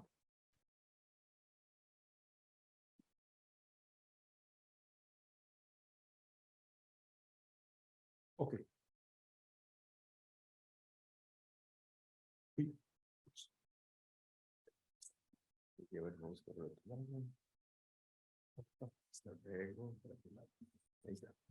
Ok. Vean cómo funcionaría ChatGPT en una historia clínica. Que cualquiera diga, hey, qué bonito, usemos una historia clínica, pero no lo usemos para que nos diga un diagnóstico o que nos diga cuál tratamiento tengo que darle a un paciente. Usémoslo para otras cosas. Por ejemplo, vean aquí, bueno, es un ejemplo con cuatro pacientes. Entonces, este tiene un colon irritable, doña Carmen tiene una cefalea, este señor tuvo un infarto y este tuvo un sangrado digestivo. Entonces, vamos a ver, no sé, cualquiera, doña Carmen, digamos. Entonces, doña Carmen, aquí está la historia clínica que la podemos hacer grabada. Eso es una experiencia que estamos haciendo dentro del hospital. Entonces, grabamos la consulta. Entonces, vean aquí. Vea, doctor, yo vengo padeciendo de unos dolores de cabeza muy fuertes, de más o menos hace 2 años, y siento la cabeza me va a estallar, me dan ganas de vomitar, todo me da vuelta, veo lucecitas y manchones. ¿Verdad? Eso es todo lo que el paciente refiere. Después, lo que el médico pone, después cuál es el diagnóstico que el médico considera que es el más adecuado, y después las pruebas que el médico quiere mandarle. ¿De acuerdo? Eso es como Entonces dice uno, ¿para qué uso ChatGPT? Bueno, ¿qué pasa si lo utilizamos para hacer esto? Vean, por ejemplo, qué interesante. Lo primero que deberíamos de hacer es tratar de dividir esa historia clínica en los 4 componentes tradicionales que hemos usado para las historias clínicas, ¿verdad? Que enseñamos a los estudiantes a que hagan subjetivo, objetivo, análisis y plan. Entonces, vean cómo me distribuye fácilmente y para eso sí es bueno. Vean cómo, por ejemplo, me distribuye aquí, por ejemplo, lo que dice el paciente, molestias digestivas persistentes durante 6 meses, hinchazón abdominal. No, perdón, aquí me hizo una torta. Este fue, seleccioné el primer paciente. Sí. Sí, bueno, ok, sí, porque era el que tenía, bueno, ok, aquí la parte objetiva, la parte de análisis y aquí el plan de tratamiento. Pero vean qué interesante estas funciones que estamos incorporando aquí dentro de las funciones automáticas. Por ejemplo, que nos incluya una interacción medicamentosa. Yo sé que ahora hay herramientas que hacen eso, pero esas herramientas hay que meterle la información, hay que decirle, mire, él ya venía tomando tales pastillas y ahora le estoy metiendo estas otras. Entonces, ¿cuál es la interacción entre unas y otras? Esto es vital y para esto es muy bueno. Otra cosa que usualmente no hacemos o no hacemos frecuentemente, darle una lista de consejos al paciente. Entonces, mire, si está con este problema, vamos a ver cuáles son los consejos que nos dan.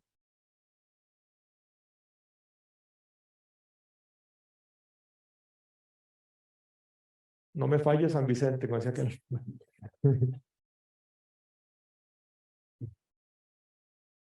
Ok, entonces consejos, mantenga una alimentación equilibrada y saludable, evite la mayor ingesta de fibra, etcétera, etcétera. Ya solo eso, ¿verdad? Nos ayuda muchísimo en la consulta darle una serie de consejos al paciente, digamos, más fáciles. El paciente usualmente se lleva los 2 o 3 primeros y el resto no, pues si los damos impresos, mire, haga esto por lo menos. El hacerle epicrisis, ¿verdad? El dolor de cabeza de los internos, siempre era hacerle epicrisis. Y después el seguimiento de los protocolos. Esa comparación que deberíamos de hacer entre las cosas que le hemos hecho al paciente y las que por protocolo le corresponderían hacer. Y a la caja le encanta esto porque ya es posible decir, no, mire, no están cumpliendo con los protocolos, los compromisos de gestión y toda esta cuestión, ¿no? Esto es lo que a usted le toca y esto es lo que le hemos hecho. Háganme esa comparación y dígame a dónde está el gap, ¿verdad? La diferencia entre una cosa y la otra. Y después este otro que es peligrosísimo, que es que, dígame, ¿cuántos días de incapacidad le tocan?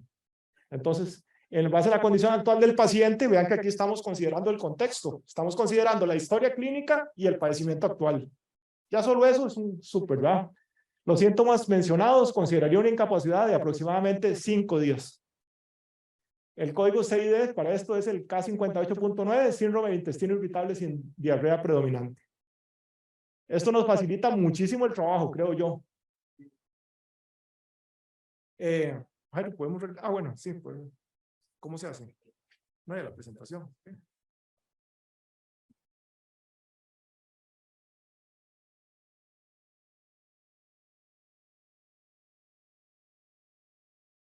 Perfecto. No, pero no nos entusiasmemos mucho, ¿verdad? Porque hace unos meses, y en realidad fue en abril, ¿verdad? Prácticamente hace ahorita, la revista JAMA hace una publicación en donde compara el chatbot, el desempeño de los chatbots y de los médicos a la hora de hacer, digamos, una llamada telefónica.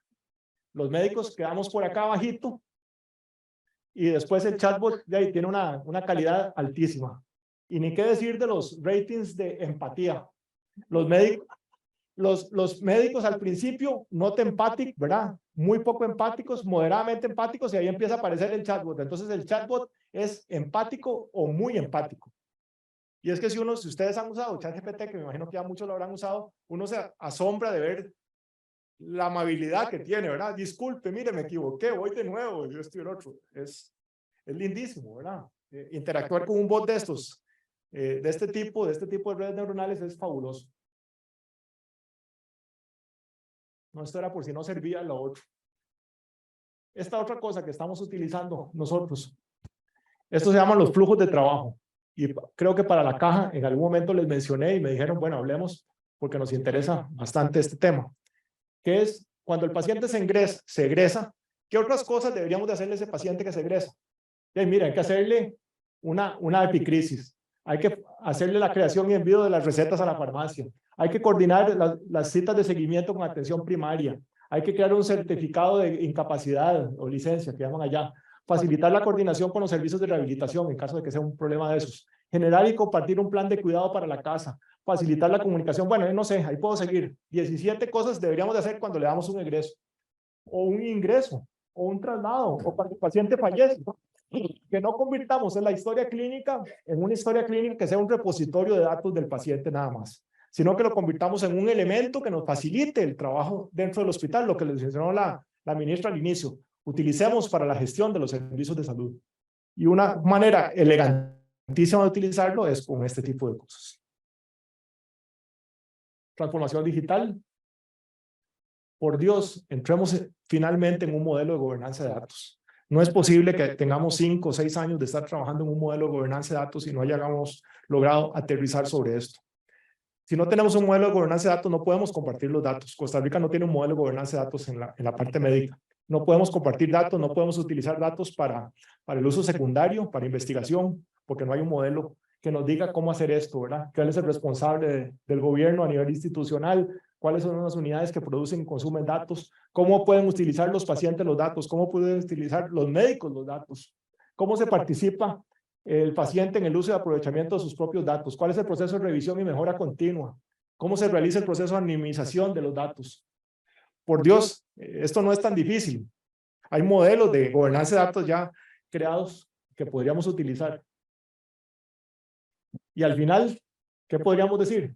¿Para qué utilizamos entonces la inteligencia artificial? Bueno, por ejemplo, para cirugía robótica, ya hay, o sea, no estoy inventando aquí, ya existen 20.000 herramientas que ya le facilitan a uno el trabajo en la parte de inteligencia artificial con cirugía. Optimizar y gestionar los servicios de salud. Para el diagnóstico y detención de las enfermedades, el diseño de terapias y el diseño de medicamentos. Para el análisis de datos, todo lo que es Big Data. Y para el tema de telesalud, ¿verdad? Llamamos ahora telesalud al concepto integral de sombrilla, en donde está la telemedicina, el telemonitoreo y la teleasistencia. Esta es la última lámina ya, perdonen.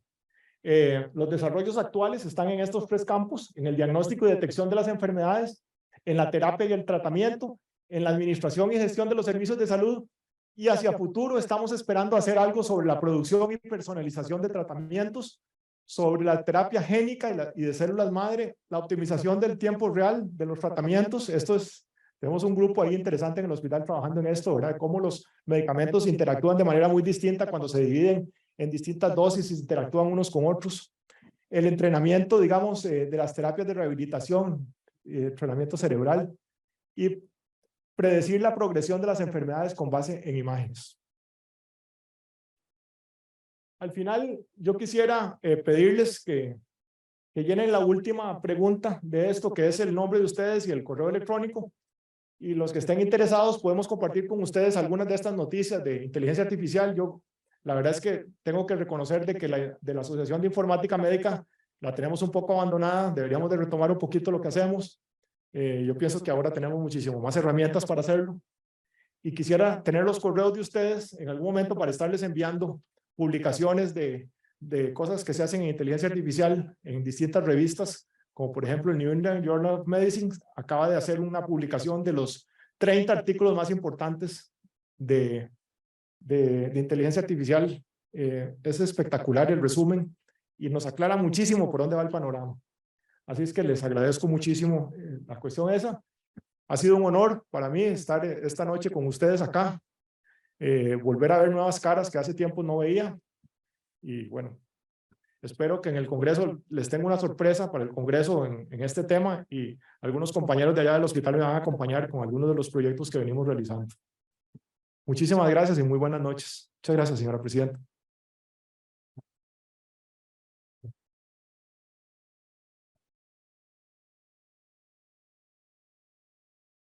Perdón, sí. Bueno, doctor, si usted quiere mover al... ¿Quién ganó? ¿Quién ganó el tema? Hay varios. Okay. Bueno, muchísimas gracias al doctor Barrios. Definitivamente una conferencia increíble y muy actual. No sé si tienen alguna pregunta, algún comentario acá los que están presentes. Por favor. Sí, doctor.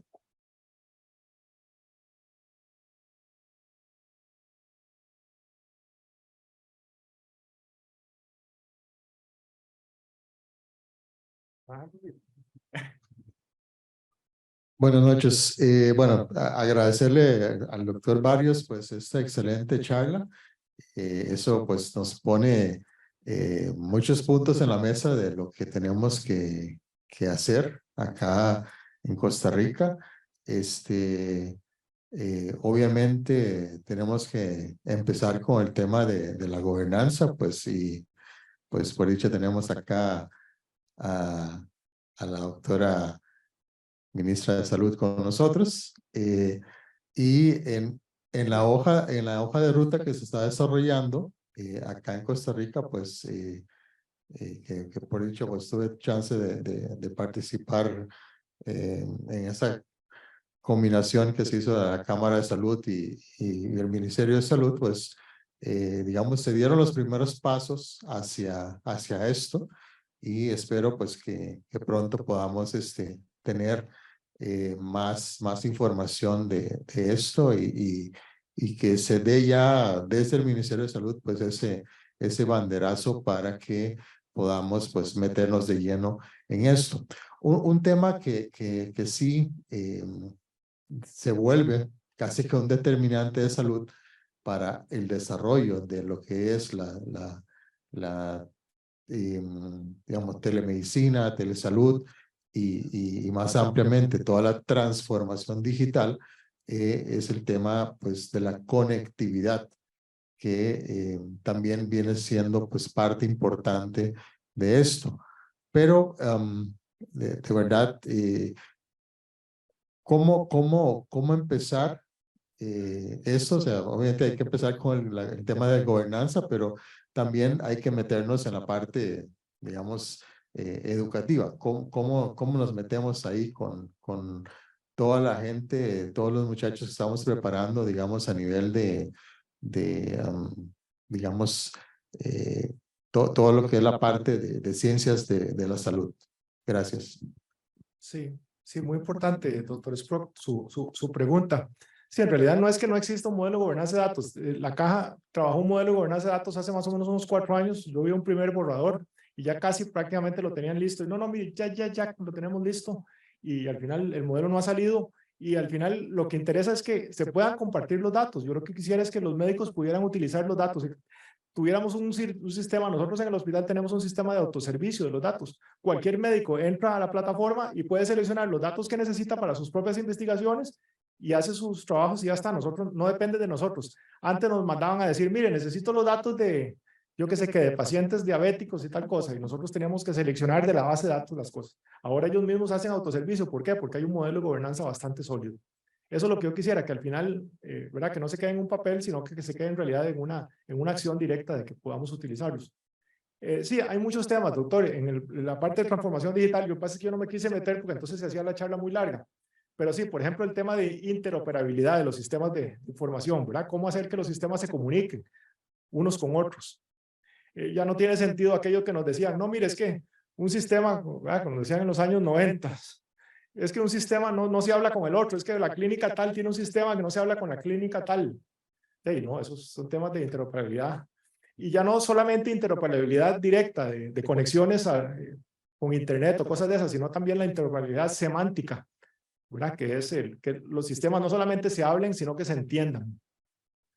Todo esto ha avanzado muchísimo. El tema de capacitación en esto sin duda también es uno de los pilares del tema de transformación digital y podemos seguir hablando sobre esto, ¿verdad? El tema de transformación también incluye la parte de Big Data, inteligencia artificial. Yo incluso ahora que estaba en el hotel, saqué esa lámina porque digo, no, si no esta cosa se va a volver una clase aburrida. Entonces empecé a quitar láminas de cosas que ya consideraba, pero después, si quiere, podemos conversar sobre el tema de transformación digital. Es apasionante y hay miles de cosas que podemos empezar a hacer. Yo sé que gobernanza, yo lo puse como un must ahí, ¿verdad? De las cosas que deberíamos de comenzar a hacer, la parte de la legislación, la que menciona la ministra, la parte de privacidad y seguridad de los datos. Hay muchas cosas que se pueden hacer. Creo que es importante por lo menos tener la conciencia de que hay que hacerlas. Sí, señora Munir. Allá viene.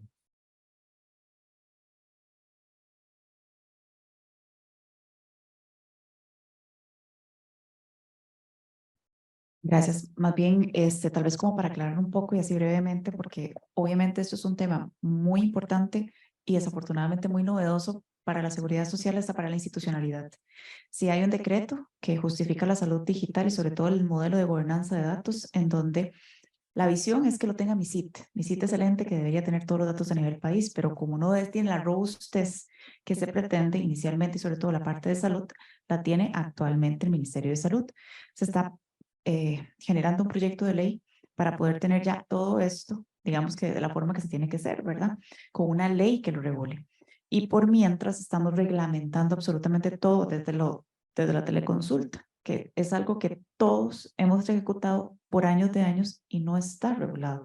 La inteligencia artificial se las traje como ejemplo, pero hay un montón de ejemplos y por eso le estaba diciendo tal vez a la doctora Marchena que sería valioso que no solo desde el jerarca anterior, ¿verdad? Han venido trabajando, pero que son demasiado nuevos, ¿verdad? Y que en diferentes aplicaciones, no solamente desde la parte de salud, sino desde la parte de gestión también de registros sanitarios, entre otras cosas que hace el Ministerio de Salud y que se están utilizando bots para responder, se está utilizando minería de datos para poder gestionar y eso fue, digamos, de las críticas interesantes que se recibió cuando se nombró un viceministro, ingeniero industrial en el Ministerio de Salud con expertise en minería de datos. Y todo el mundo dijo, ¿por qué? Ahí está el por qué. Ahí es donde justamente estos equipos de TIC ya están, digamos, no solo posicionándose, sino también dentro del mismo organigrama del Ministerio de Salud, se tiene un rediseño del mismo, en donde hay uno justamente enfocado en esto, para darle sostenibilidad a esta gestión que ya es parte importante del Ministerio de Salud.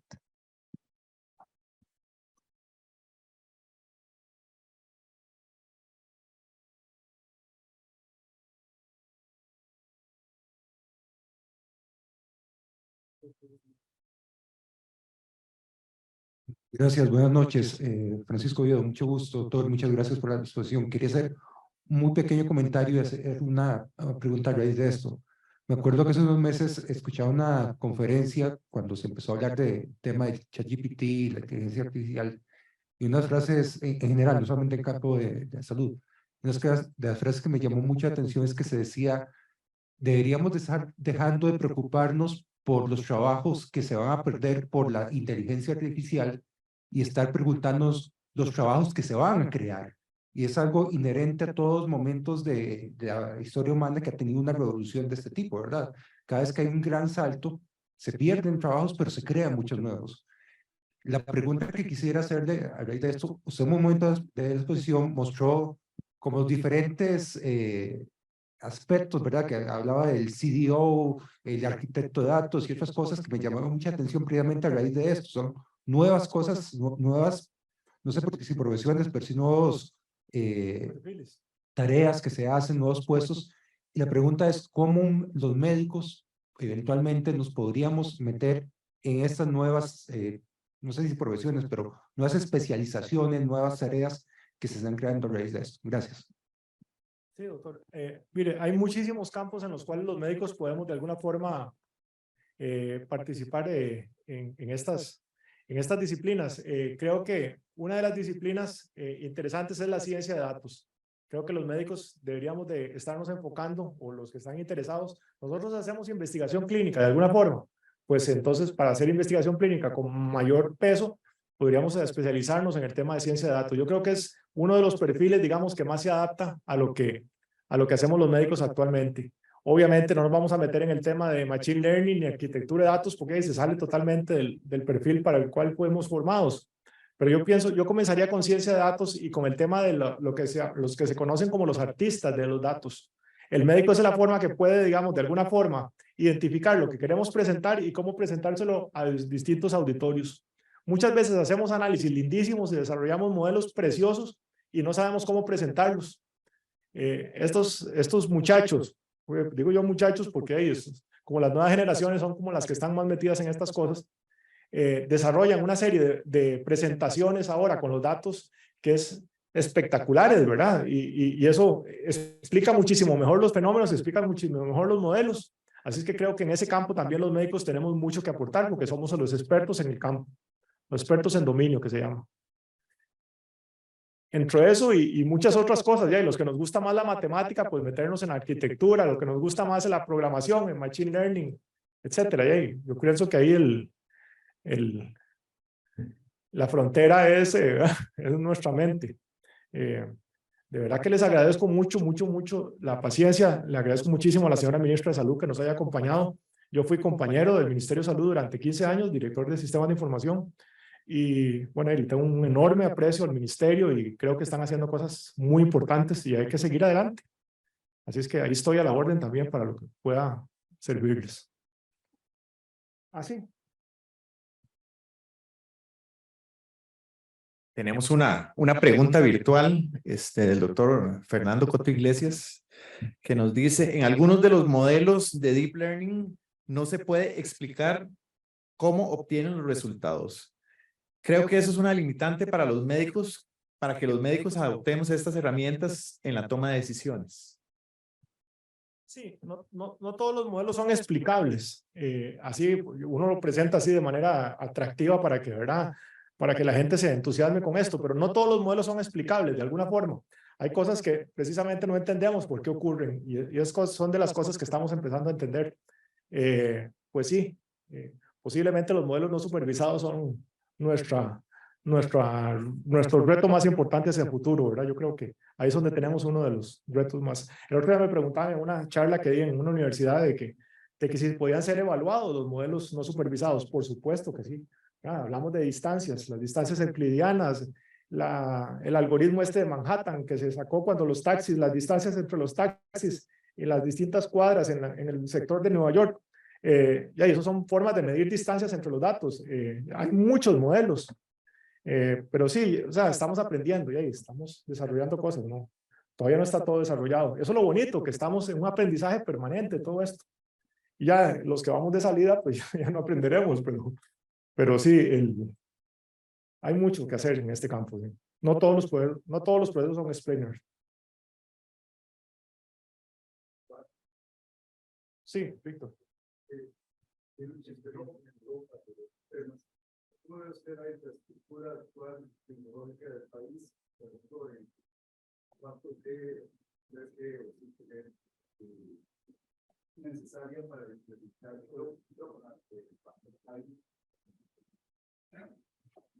para eso, si me escucharon. No, le preguntaba sobre la infraestructura tecnológica del país actualmente, sobre todo el tema de 4G o 5G, para poder utilizar esas herramientas de alto calibre, ¿verdad? En base de datos. No sé, de acuerdo a su experiencia en Europa, por ejemplo, los países bálticos que tienen mucha experiencia en este tipo de cosas, ¿verdad? ¿Qué opinión tiene usted sobre esto? Sí, pienso que el país está en un proceso, ¿verdad? De adquisición de este tipo de nuevas tecnologías que puedan desarrollar y puedan apoyar muchísimo más que esto. En los días anteriores ya se presentaron los carteles para el lanzamiento de las redes de 5G y yo siento que es un proceso. Tampoco es que en Europa las redes de 5G han hecho un impacto enorme en las cosas y en los servicios de salud y que ahora todo es por teleconferencia. No. 5G ha sido como una moda para un grupo muy reducido de personas que utilizan esas cosas para hacer las cosas que hacen de una manera más rápida. Al final de cuentas tampoco es que ha impactado la seguridad y la salud y todo. Recuerdo que en el hospital donde estoy, en el año, ¿qué fue? Antes de la pandemia, se hizo la primera cirugía a distancia utilizando una red de 5G, ¿verdad? Y aquello era como todo como súper creado, súper escenárico, ¿verdad? Porque estaba el señor ahí como en unos 10 kilómetros del hospital y iba diciendo, no era una cirugía, no era una telecirugía, sino que era una cirugía como asistida. Entonces él iba diciendo al otro, no, haga tal cosa, haga tal otro. Y entonces, ¿verdad? Se hizo la cirugía de esa forma. Pero bueno, era como una novedad como para hacer en ese momento la experiencia, digamos, tecnológica. Pero no se está utilizando, digamos, en los servicios como para telemedicina y que ahora entonces con 5G vamos a poder hacer tal cosa. No estamos en ese nivel todavía. Gracias. Sí, buenas,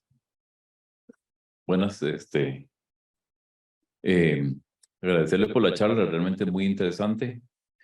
Definitivamente el tema de la inteligencia artificial es un tema país, ¿verdad? No obstante, Costa Rica ya está utilizando inteligencia artificial en algunas áreas, por ejemplo, en lo que es el Poder Judicial, ya en los juzgados de cobro se está utilizando. Y probablemente en otros colegios profesionales ya se está utilizando esta herramienta como una alternativa de apoyo para los profesionales. Hay un tema que me preocupa, es la protección de datos. Si bien es cierto, nuestra Constitución Política en su artículo 34 habla de la protección de datos a las personas, se ha legislado mucho a nivel del mundo sobre ese tipo de alternativas de que se trabaje no solamente en lo que es la alfabetización digital, sino que también se haga un programa paralelo a lo que es la protección de datos, porque todo ello genera pues más garantía en las personas, tanto el usuario como el que va a ser beneficiado por dicha herramienta. Y sabemos que en nuestro país pues es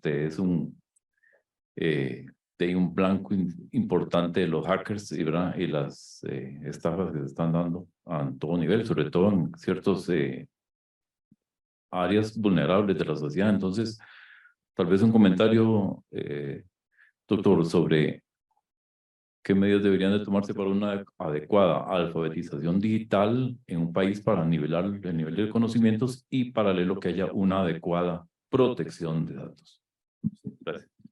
Sí, como usted lo dice, en realidad esto no es una cosa que se viene desarrollando ayer. La inteligencia artificial se desarrolló desde el año 1950, pero cuando se hicieron las primeras experiencias de inteligencia artificial. De hecho, los modelos, los últimos algoritmos, por ejemplo, de árboles decisorios y de random forest y todo, son del año 1990. Quinlan sacó los árboles, el ID3 en el año 93. O sea, son cosas bastante antiguas, o sea, no fueron sacados el día del ChatGPT, ¿verdad? Esto es lo que vino a ser la moda y lo que hizo como la explosión de todas estas cosas, pero esto se viene hablando desde así, se vienen haciendo cosas en inteligencia artificial hace muchos años. Yo pienso que el reto está para las autoridades de salud en este momento de incorporar todo eso que usted menciona, esas preocupaciones, dentro de los nuevos modelos y la legislación y los reglamentos que se vayan a incorporar para esta finalidad. Creo que hay un reto interesante para las autoridades, pero creo que hay bastante capacidad y muchísimos profesionales en este país súper capacitados para ayudar en estas cosas y que creo que puede salir un producto bastante bueno. Además, están los modelos de otros países que también se pueden apoyar en otros modelos, así es que creo que hay muchísimas posibilidades. Ningún país lo está haciendo, Estados Unidos no sabe qué hacer, está esperando a ver qué hacen los europeos, porque no saben por dónde agarrar. Entonces, creo que hay muchísimo potencial en este sentido para hacer algún proyecto bien bonito. Bueno, buenas noches.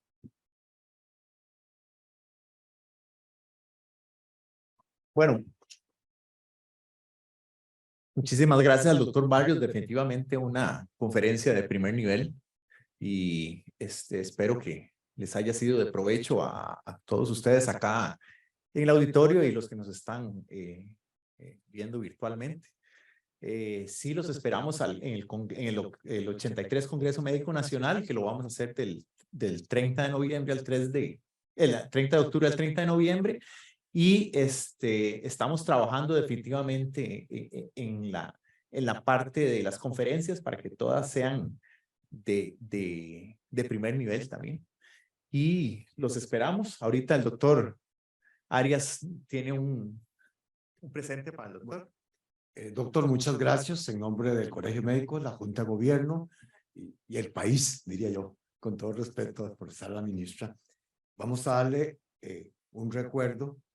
Es un retrato del país inédito, Costa Rica, que es exactamente un libro de fotografías de un colega, del doctor Pucci.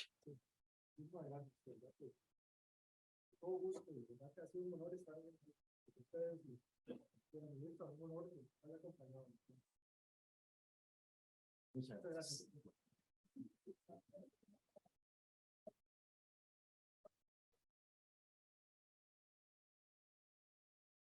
Bueno, muchas gracias. Entonces, así concluimos esta presentación académica del Congreso y los esperamos en Guanacaste para el Congreso. Muchas gracias.